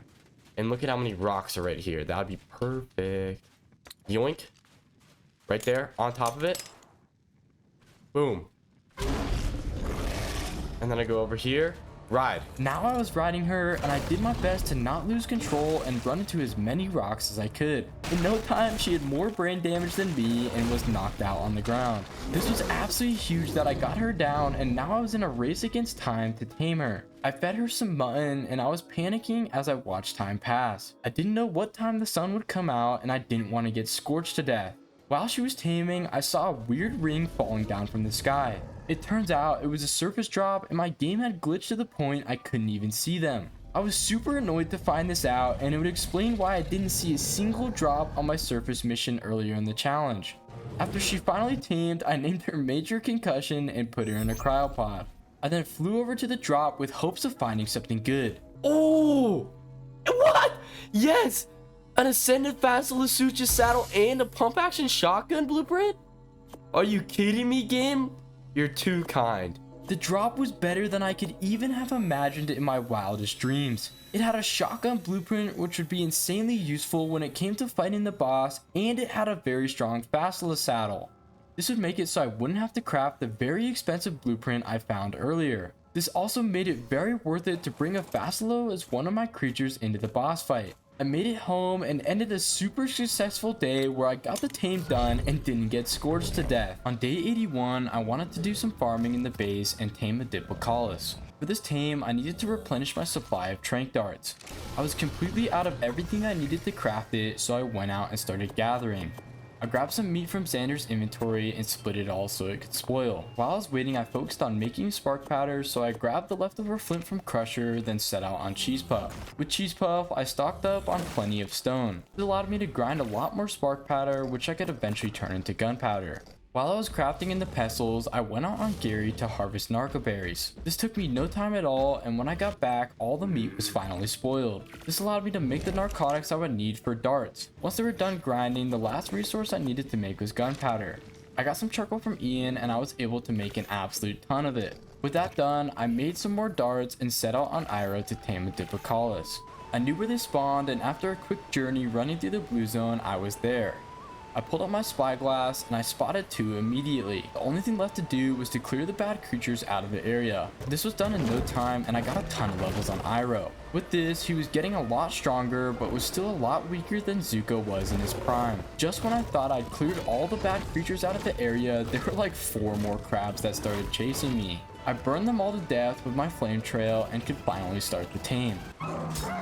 Yeah, there we go. Okay. And then I shoot a tranker on his dumb face. He was down in no time and tamed in one prime meat. I then named him the only thing I could think of. We got stupid face. Alright, come here, stupid face. After throwing him back out of base, the day ended. On day 82 through 83, I had to brave the red zone again. My plan was to go on a dual taming mission to tame a Prolovia and a Megalania. I grabbed all the gear I would need and decided to set out on Xander for this mission. This is because Prolovias wouldn't be able to knock me off his back and he was strong enough to hold his own in the red zone. I made it to the ramp into the red zone and pulled out my trusty gene scanner. It pointed me towards the Prolovia and I ran in head first. On my way to the Prolovia, Nameless kept spawning and were constantly biting me. Because of this, I'd have to turn on my light pet and deal with the fact that Xander would have a debuff. After a short journey, I was able to find the Prolovia and it was surrounded by all sorts of bad creatures. I started taking them down one by one to make the area safe. I specifically wanted to take down the Arthropleura so it couldn't destroy my armor. I was so focused on taking it down that when the Prolovia charged into battle, I didn't even notice. It was dead instantly and I was angry at myself for pulling such a noob move. I would have to find another one, but at least having the gene scanner meant I wouldn't have to search for long. I eventually found another one and I cleared the area while being extra careful not to hit it. Once everything was dead, I hopped off Xander and stood on his back while I tranked it. This could not have worked out better and the badger fell asleep. I then fed it some prime meat and it tamed. I put it into a cryopod and continued my expedition into the red zone. I knew that Megalania spawned at the very deepest parts of Aberration and I went all the way down to the rock drake nest. Once I was down there, I used my gene scanner and spotted one. This area was extremely dangerous and I got into an intense fight to make the area safe. I fought several rock drakes and had to kill a bunch of Nameless since I had to turn off my light pet. After they were dead, I knocked out the Megalania while standing on Xander's back. I then tamed it and creatively named it Larry the Lizard. This was a huge milestone in the challenge and now I only had 5 remaining creatures left to tame. I made the dangerous journey back home and jumped my way out of the depths of the map. To end these days, I wanted to do some breeding and hopefully get an imprinted Facelo. I put the egg next to the air conditioner and it was too cold to hatch. Because of this, I crafted a bunch of standing torches and placed them all down. Once they were lit, I was able to finally incubate the egg. When it hatched, I got extremely lucky when I got twins. They both had perfect stats and I came up with the perfect names for them. I named one of them Chuck and one of them Norris. I then started imprinting on them and each time I was nervous I wouldn't be able to fulfill the requirement. Unfortunately, this fear came true when Chuck asked for prime fish meat. Luckily, this didn't happen with Norris and I was able to get him 100% imprinted. Because of this, Norris was stronger than Chuck and would be my Facelo that I would take into the boss fight. With the boss fight fast approaching, I needed to start running caves, so on day 84 through 85, that's exactly what I did. My plan was to go to the cave in the green zone to get the artifact and tame a glowtail while I was there. Luckily, I already had a leftover plant seed for the glowtail and I only needed to prepare my cave gear. I wanted to repair my climbing picks just in case I needed them. To do this, I needed fungal wood, so I flew out on Zippy and harvested some. After making it back to base, I was able to repair it and now I was ready to go. I left my light pet and put Iro on my shoulder to be my main mount, then flew to the cave on Zippy. I made it to the cave entrance and I decided to leave Zippy by himself since I figured he would probably just get in my way. I started wandering through the dark cave and I was very worried that I might get lost. Eventually, I made it to the main cave opening and walked through the narrow path. The path led me to a spot where I needed to jump across with Iro and I messed up my first attempt, which caused me to fall into the water below. I was very lucky to find out there was nothing dangerous in the water and I was able to climb back up. On my second attempt, I made the jump and came face to face with several carnos. I started fighting them and I was quickly overwhelmed. I managed to kill all of them except for the final one and his knockback pushed me off the edge. Okay, and he knocked me down into the water. I do not know what's down here. I was then doused in water and I was forced to fight him in a weakened state. I did a lot less damage to him in the water and with his bleed effect, this absolutely wrecked me. He got Iro down to half HP and made it so I'd have to be very careful in the rest of the cave. This encounter was overall bad, but it did lead me to something cool. I noticed an odd looking rock in the cave wall. I decided to try mining it and it ended up being breakable. This led me to a hidden cavern that had a cave drop in it. The drop had an improved metal shield which was pretty good and might come in handy during the boss fight. I continued exploring and I made sure that I explored every part of the cave. I did this because I definitely didn't want to miss a cave drop that might have helpful loot for me. Unfortunately, I didn't find another one and was led to a giant cavern. Right off the bat, I could see the artifact and I ran to get it. On my way to get it, I spotted my first glowtail, and after I got the artifact, I would most definitely tame it.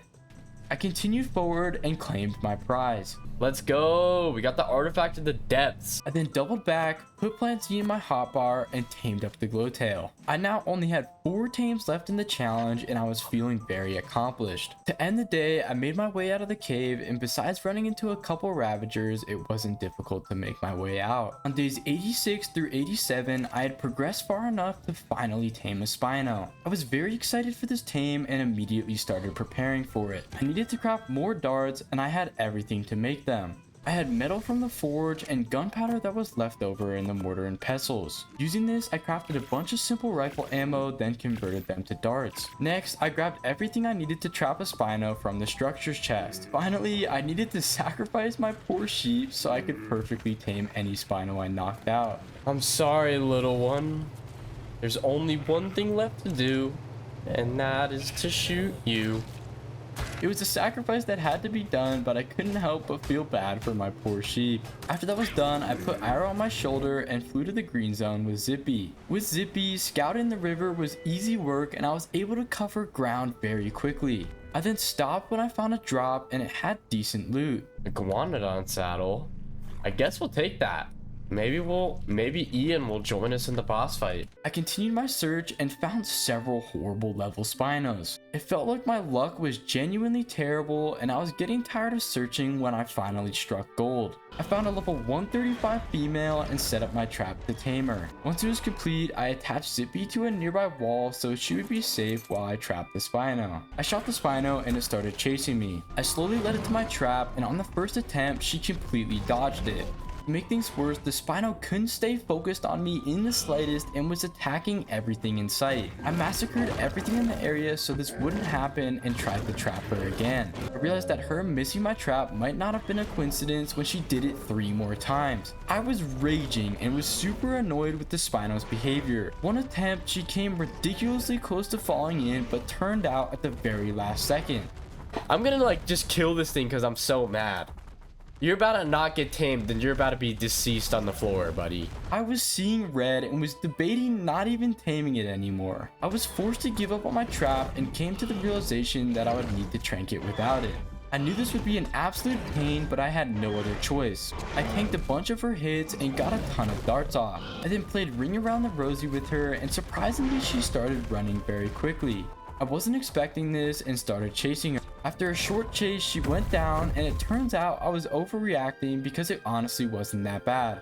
I put mutton into her inventory and camped near her, making sure nothing attacked her while she tamed. Eventually, she was mine and I decided to name her Karen because of how angry she made me while taming her. I put her under a cryopod and I went to pick up my stone trap. Now I could start looking for a high level male, and if I found one, I decided that I wouldn't bother with the trap since it went so horribly. I flew down the river at top speed and ran into a ridiculous amount of Spinos that were all horrible levels. I even had to search the other fork in the river and I was having 0 luck.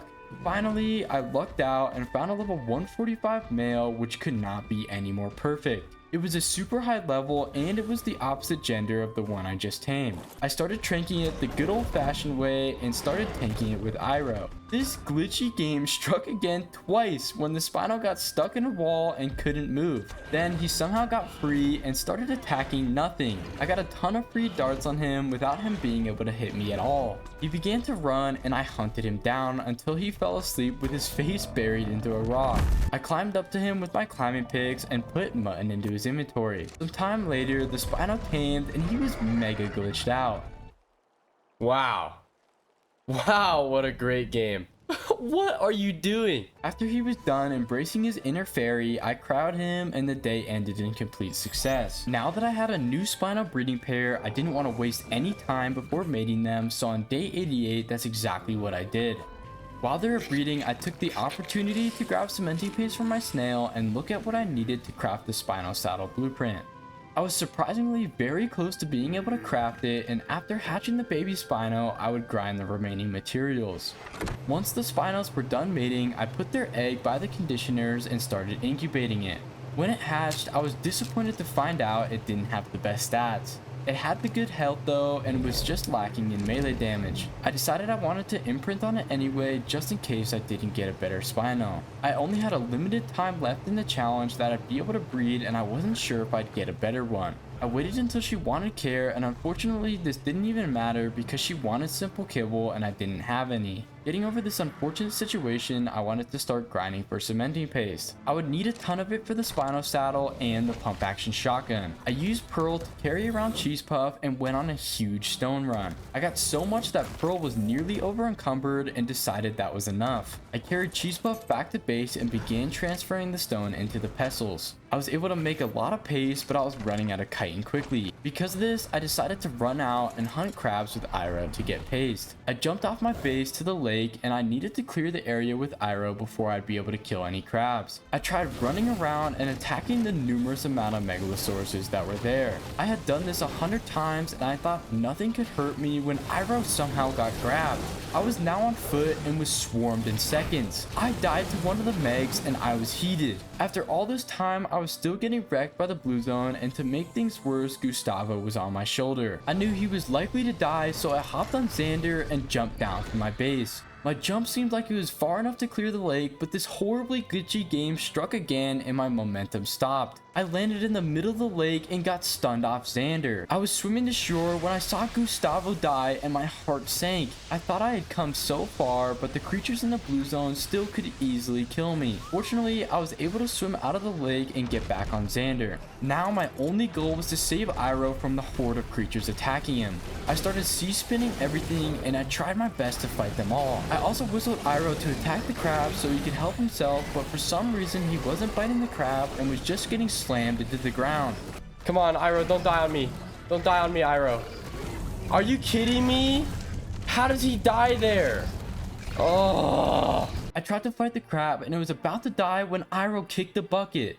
My chitin mission was a complete failure and I was down in the dumps after losing my light pet and my pyro-mane. With the rest of the day, I finished what I started and crafted the Spino saddle. I then crafted a ton of paste for the shotgun with the chitin from the crab that killed Iro. Finally, I bred my pyro-manes yet again to get a replacement for Iro. At the least, I knew the baby would have perfect stats and when it was born, it was a female. I decided to continue the theme and named her Azula. I then imprinted on her and I was hopeful this pyro-mane would actually survive until retirement. After that, I pulled my resources together to end the day. Okay, so I collected all the paste from the mortar and pestles and we have a bunch of this stuff and we're a good chunk of the way there to being able to craft the shotgun. So another day of grinding and we'll definitely be able to get this before the boss fight, which is sick. On day 89 through 90, I needed to redeem myself from my massive failure and I had the goal of taming a rock drake. My plan was to bring my generator and cryo fridge so I could bring an army of dinos down to the nest.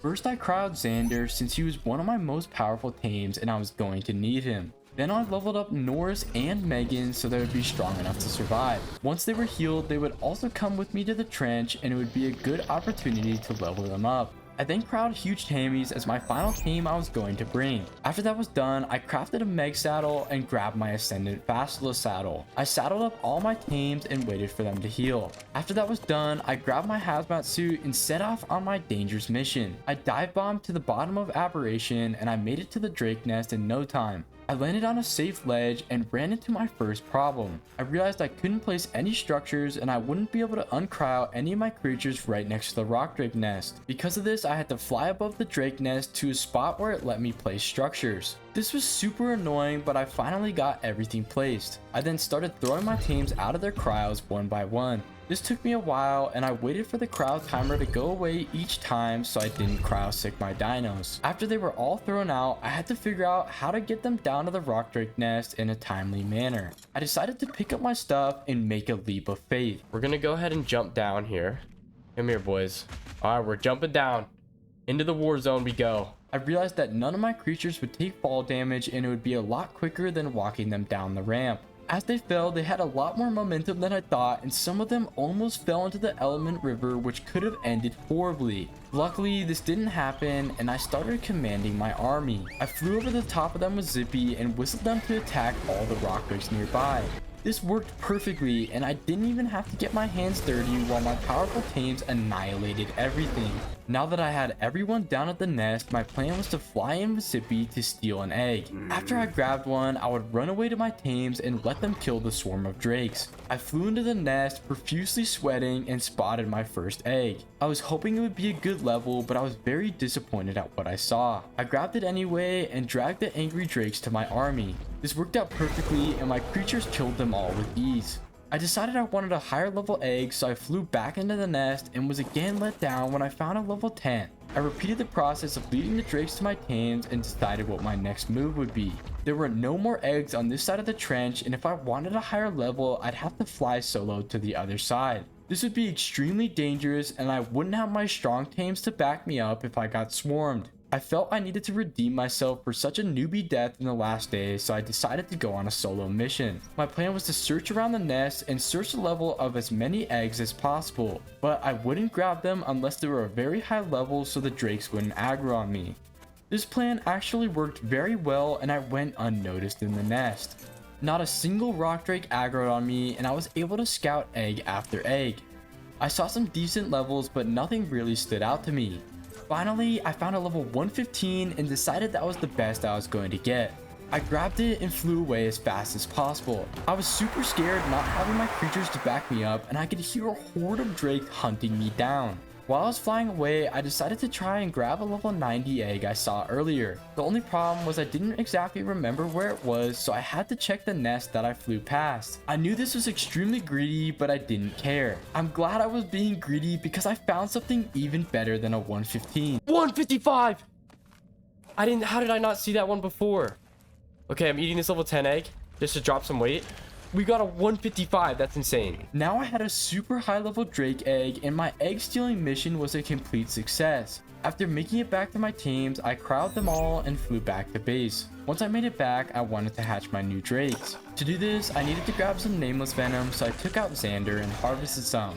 I then went to hatch my eggs, and the 2 air conditioners weren't enough. Luckily, I had everything I needed to make more, so I fired up my fabricator. I crafted a bunch of electronics, then I was able to make a couple of ACs.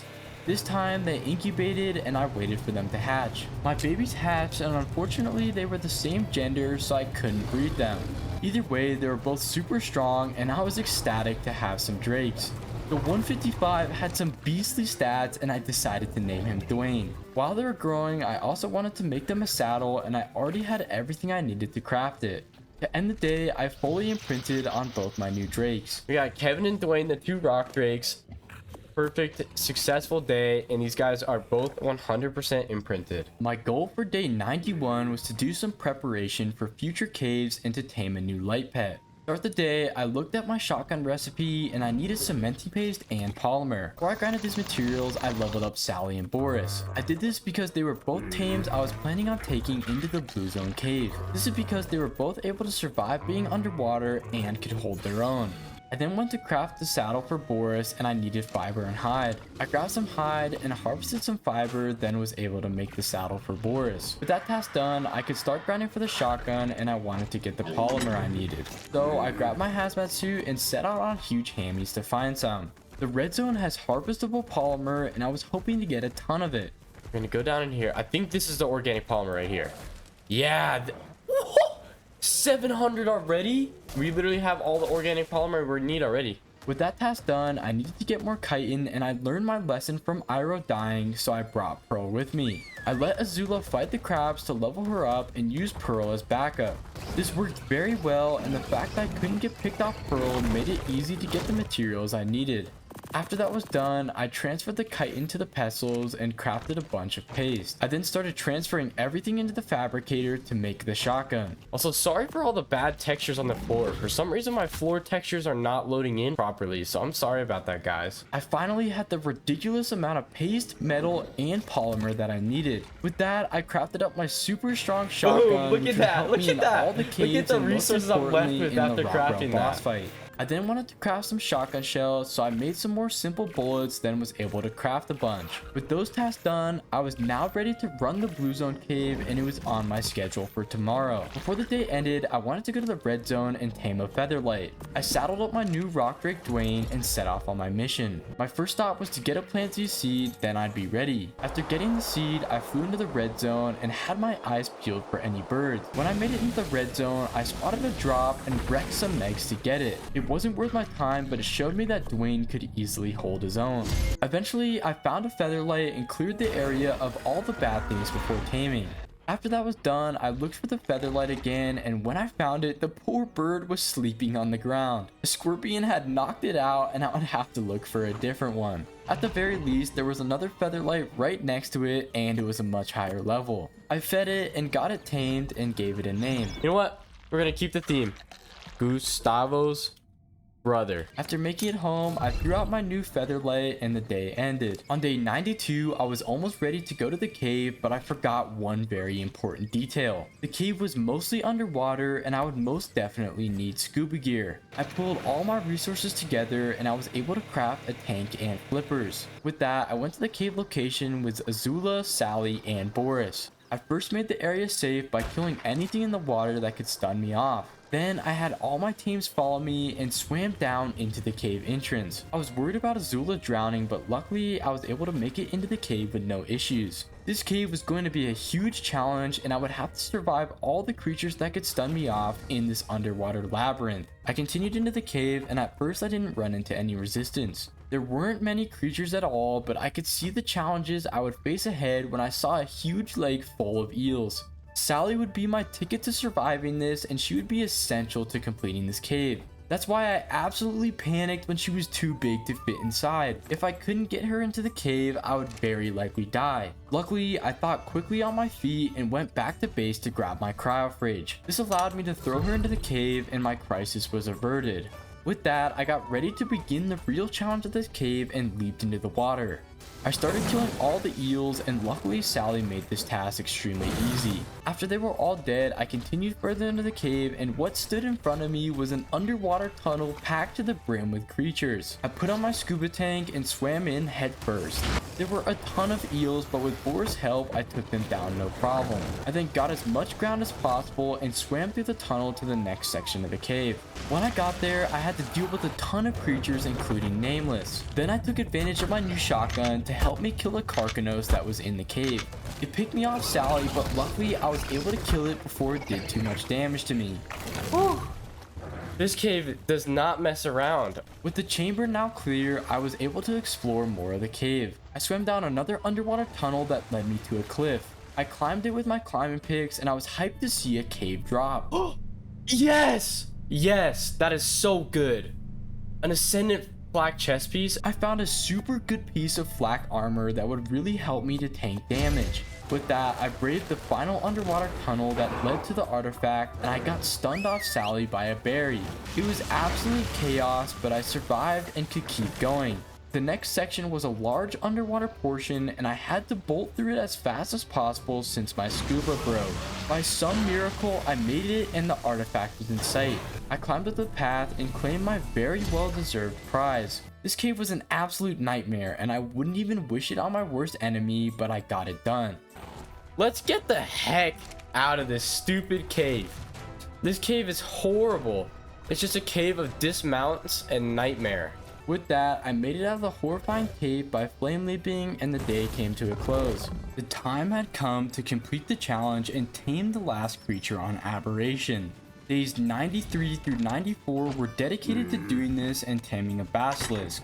I had some prep work to do before this and I started by repairing my armor that broke in the underwater cave. Once this was done, I grabbed the stone foundation and grabbed the cosmo as my bait. I had a specific strategy for this tame that I would explain later. The last thing I needed to do was grab fertilized eggs for the basilisk, so I grabbed my leftover diplo eggs and little did I know they wouldn't work. Started flying through the green zone with Zippy and used my gene scanner to track them down. The first one I found was a level 35, so I kept searching. I then found a level 15 and I was moving in the wrong direction. Finally, the third time was a charm and I found a level 145 female. Now we were talking and I was hyped for this tame. With that, I set up my strategy for this tame. You throw down your shoulder pet and place a foundation on top of them. Once they are hidden under the foundation, they can't be hit and the basilisk will aggro on them. This keeps the basilisk busy and allows you to easily drop eggs near it to tame it. I placed a diplo egg on top of the foundation and got the giant snake's attention. I led her to my foundation, then flew away and watched my strategy completely not work. I realized something was up and did more research, realizing I needed to feed it rock drake eggs. This was an absolute noob move and I got ready for another drake mission with Zippy. I repaired my hazmat suit, then I was ready for another journey into the depths of Abberation. I glided all the way down and this time I was completely on my own and wouldn't have any backup if I failed. I started grabbing as many eggs as possible and I was panicking as I heard rock drakes swarming towards me. Luckily, I had become a professional yearling flyer and got 4 eggs without any issues. I was even stoked to find out one of the eggs was a level 155 and I would maybe want to hatch it in the future. I flew back to the 145 basilisk and placed down 2 rock drake eggs for it to eat. Again, I was confused when I saw it sitting next to the eggs and not doing anything. Because of this, I decided to pick up the eggs and reassess this tame. I led it away from my foundation and decided to see if using a bulldog instead of a cosmo would fix the problem. I put Gerald's bro underneath 2 foundations and placed several eggs on top of him.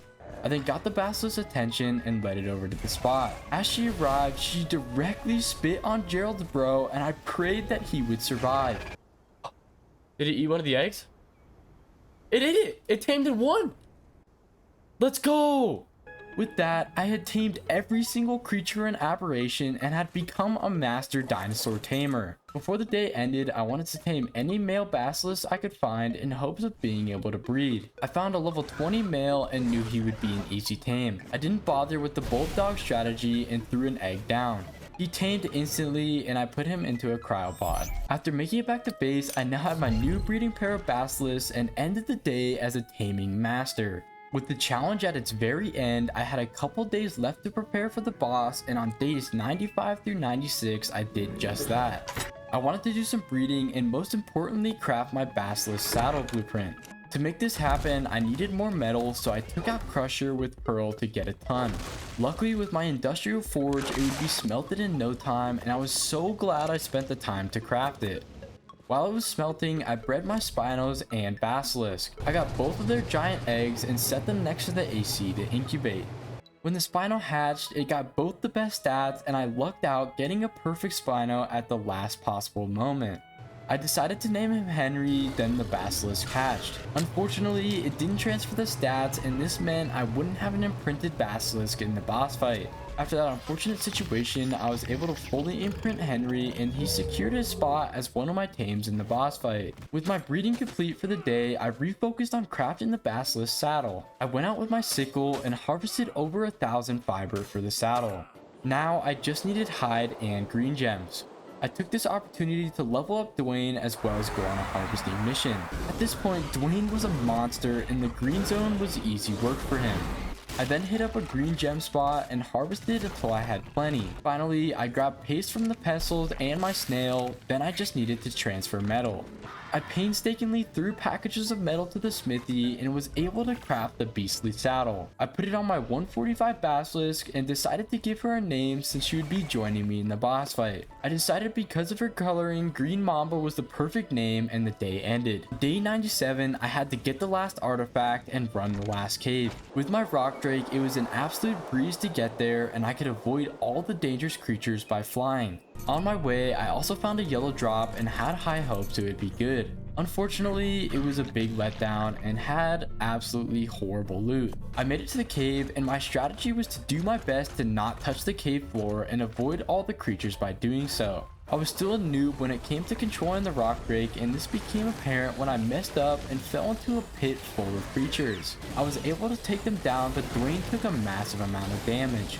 Even for being an apex predator, he was surprisingly squishy and I would have to be careful. I then made sure to heal him up before continuing any further into the cave. After that fiasco, the cave opened into a much larger area that made it easy to climb on the ceiling. Doing this, none of the creatures in the cave could hit me, and I started looking for the artifact. Everything in this cave looked the same, and it was very easy to get lost. I wandered around for a while, and I was losing my mind at how many paths there were in this cave. Eventually, I lucked out and found a cave drop. I made my way towards it and strategically took down all the creatures that were near it. Once I got a chance to loot it, I was hopeful it would be another piece of flak armor, but I didn't get that lucky. Ooh. Okay, I'll take it as sword. Okay. That's actually nuts. I got an ascended sword, which was still really good, but was not nearly as good as a flak armor piece would have been. Continuing on my journey, I found a path that led up and looked promising. I followed it and killed all the creatures that I encountered. My gut feeling was right, and it led me to the final artifact. I had to kill all the dinos nearby, and most importantly the Ark Aberration that could break my armor any second. After it was dead, I claimed my prize and left the cave. Now we have all 3 of the artifacts, and we're ready to summon the boss. On days 98 through 99, it was time to close out the challenge and do all the final preparations necessary to beat Rockwell. The first order of business was to craft a ton of cryopods so I could transfer my teams to the boss arena. I had most of the resources for this scattered around my base, so I ran around collecting them.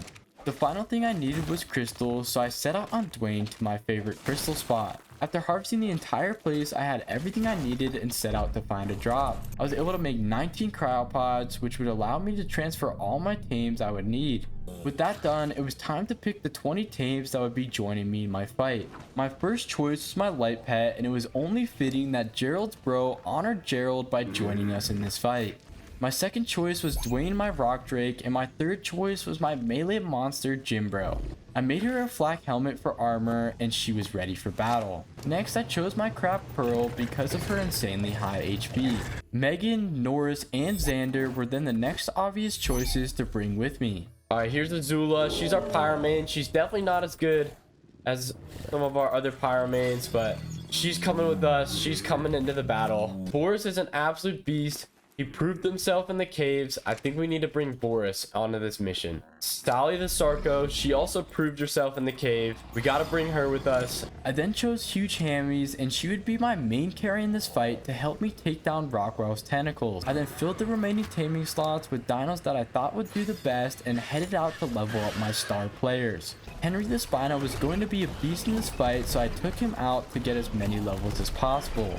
While I was leveling him, I also found an alpha crab and took it down for massive amounts of levels. After pumping them into Henry, he was super strong and was ready for battle. The last team I wanted to do some leveling on was Green Mamba, so I took her to the green zone and started wreaking havoc.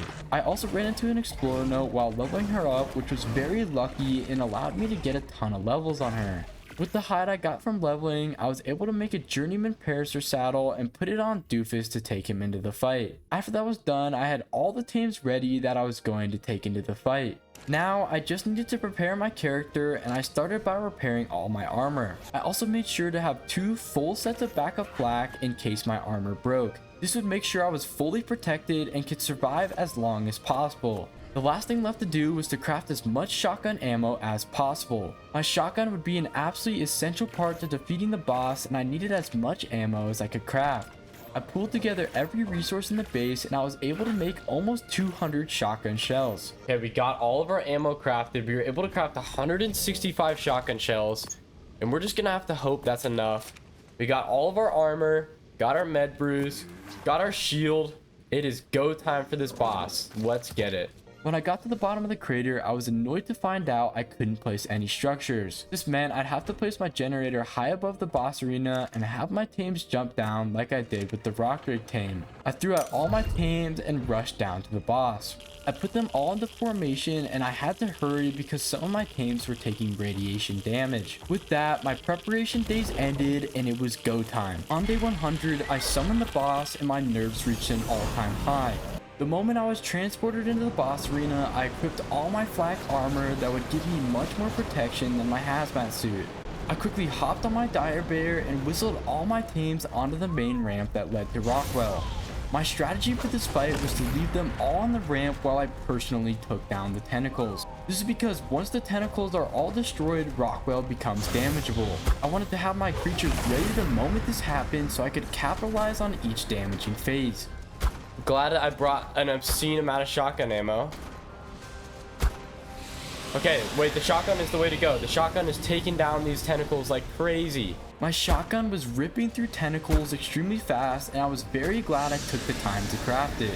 I got the slightest inkling that things weren't going to go well when my primitive flak broke. I was very early in the boss fight, and the fact my armor was breaking already was not a good sign. I took down the last tentacles and started the first damaging phase of the fight. I tried to whistle my tames on Rockwell, and I made a big mistake. I was trying to whistle my tames into battle and was confused why they wouldn't attack. I eventually realized that I was too far away to command them, and after I got closer they started attacking. This error wasted almost the entire first damaging phase, and I could have done a ton more damage to the boss if my dinos attacked him the whole time. I continued to fight and killed as many tentacles as I could. The orbs hitting me were a constant issue, but I did my best to outrun them. Eventually I took down all the tentacles the second time and damaged Rockwell enough to reach the second phase of the fight. Rockwell was now close to half HP, but I realized I was in big trouble. I was almost out of shotgun ammo and my flak armor was breaking super quickly. I took down all the tentacles for a third time, and this time I got a huge amount of damage on Rockwell. He's half health, please. He's half health. I can clutch this up. I can clutch this up. Oh, maybe not. I'm dead. I'm gonna die. These balls are swarming me. Pause. The orbs that Rockwell kept hitting me with broke my armor very fast, and I didn't have enough shotgun ammo to shoot them as well as the tentacles. This fight wasn't looking good, and I realized I was vastly unprepared. I was greatly lacking in backup sets of flak, and I should have crafted double the amount of shotgun ammo I did. I fought hard anyway and began clearing the tentacles yet again. I did the best I could, and I could see casualties start piling up. I got him into another damaging phase, and I did a ton of damage to him. I damaged him enough to get him into the third phase of the boss fight. But now I was almost completely out of ammo. Oh, our basilisk is getting in on there on the tentacles. Henry died. Aberrant Spino. Uh-oh. This is not looking good. We're out of ammo basically in the shotgun. I've only got simple rifle ammo left. Pretty much all my armor's broken. I think it's over for me. I was desperate to fight to the end and do my best to win. I had Mamba follow me around to help me with the numerous creatures that were now spawning. I also did my best to dodge the now double digits of orbs that were constantly chasing me. My tames were dropping like flies and all my armor was broken. I knew the end was near and a final red orb sealed the deal. No, don't hit me. No! I lost. No! I was very disappointed to lose the boss fight, and I knew things could have been different if I brought more ammo. At the end of the day, I put up a good fight, and I still completed my main goal of taming every creature on the map. Thank you guys so much for watching. If you enjoyed, please make sure to like and subscribe, and I'll catch you guys in the next one.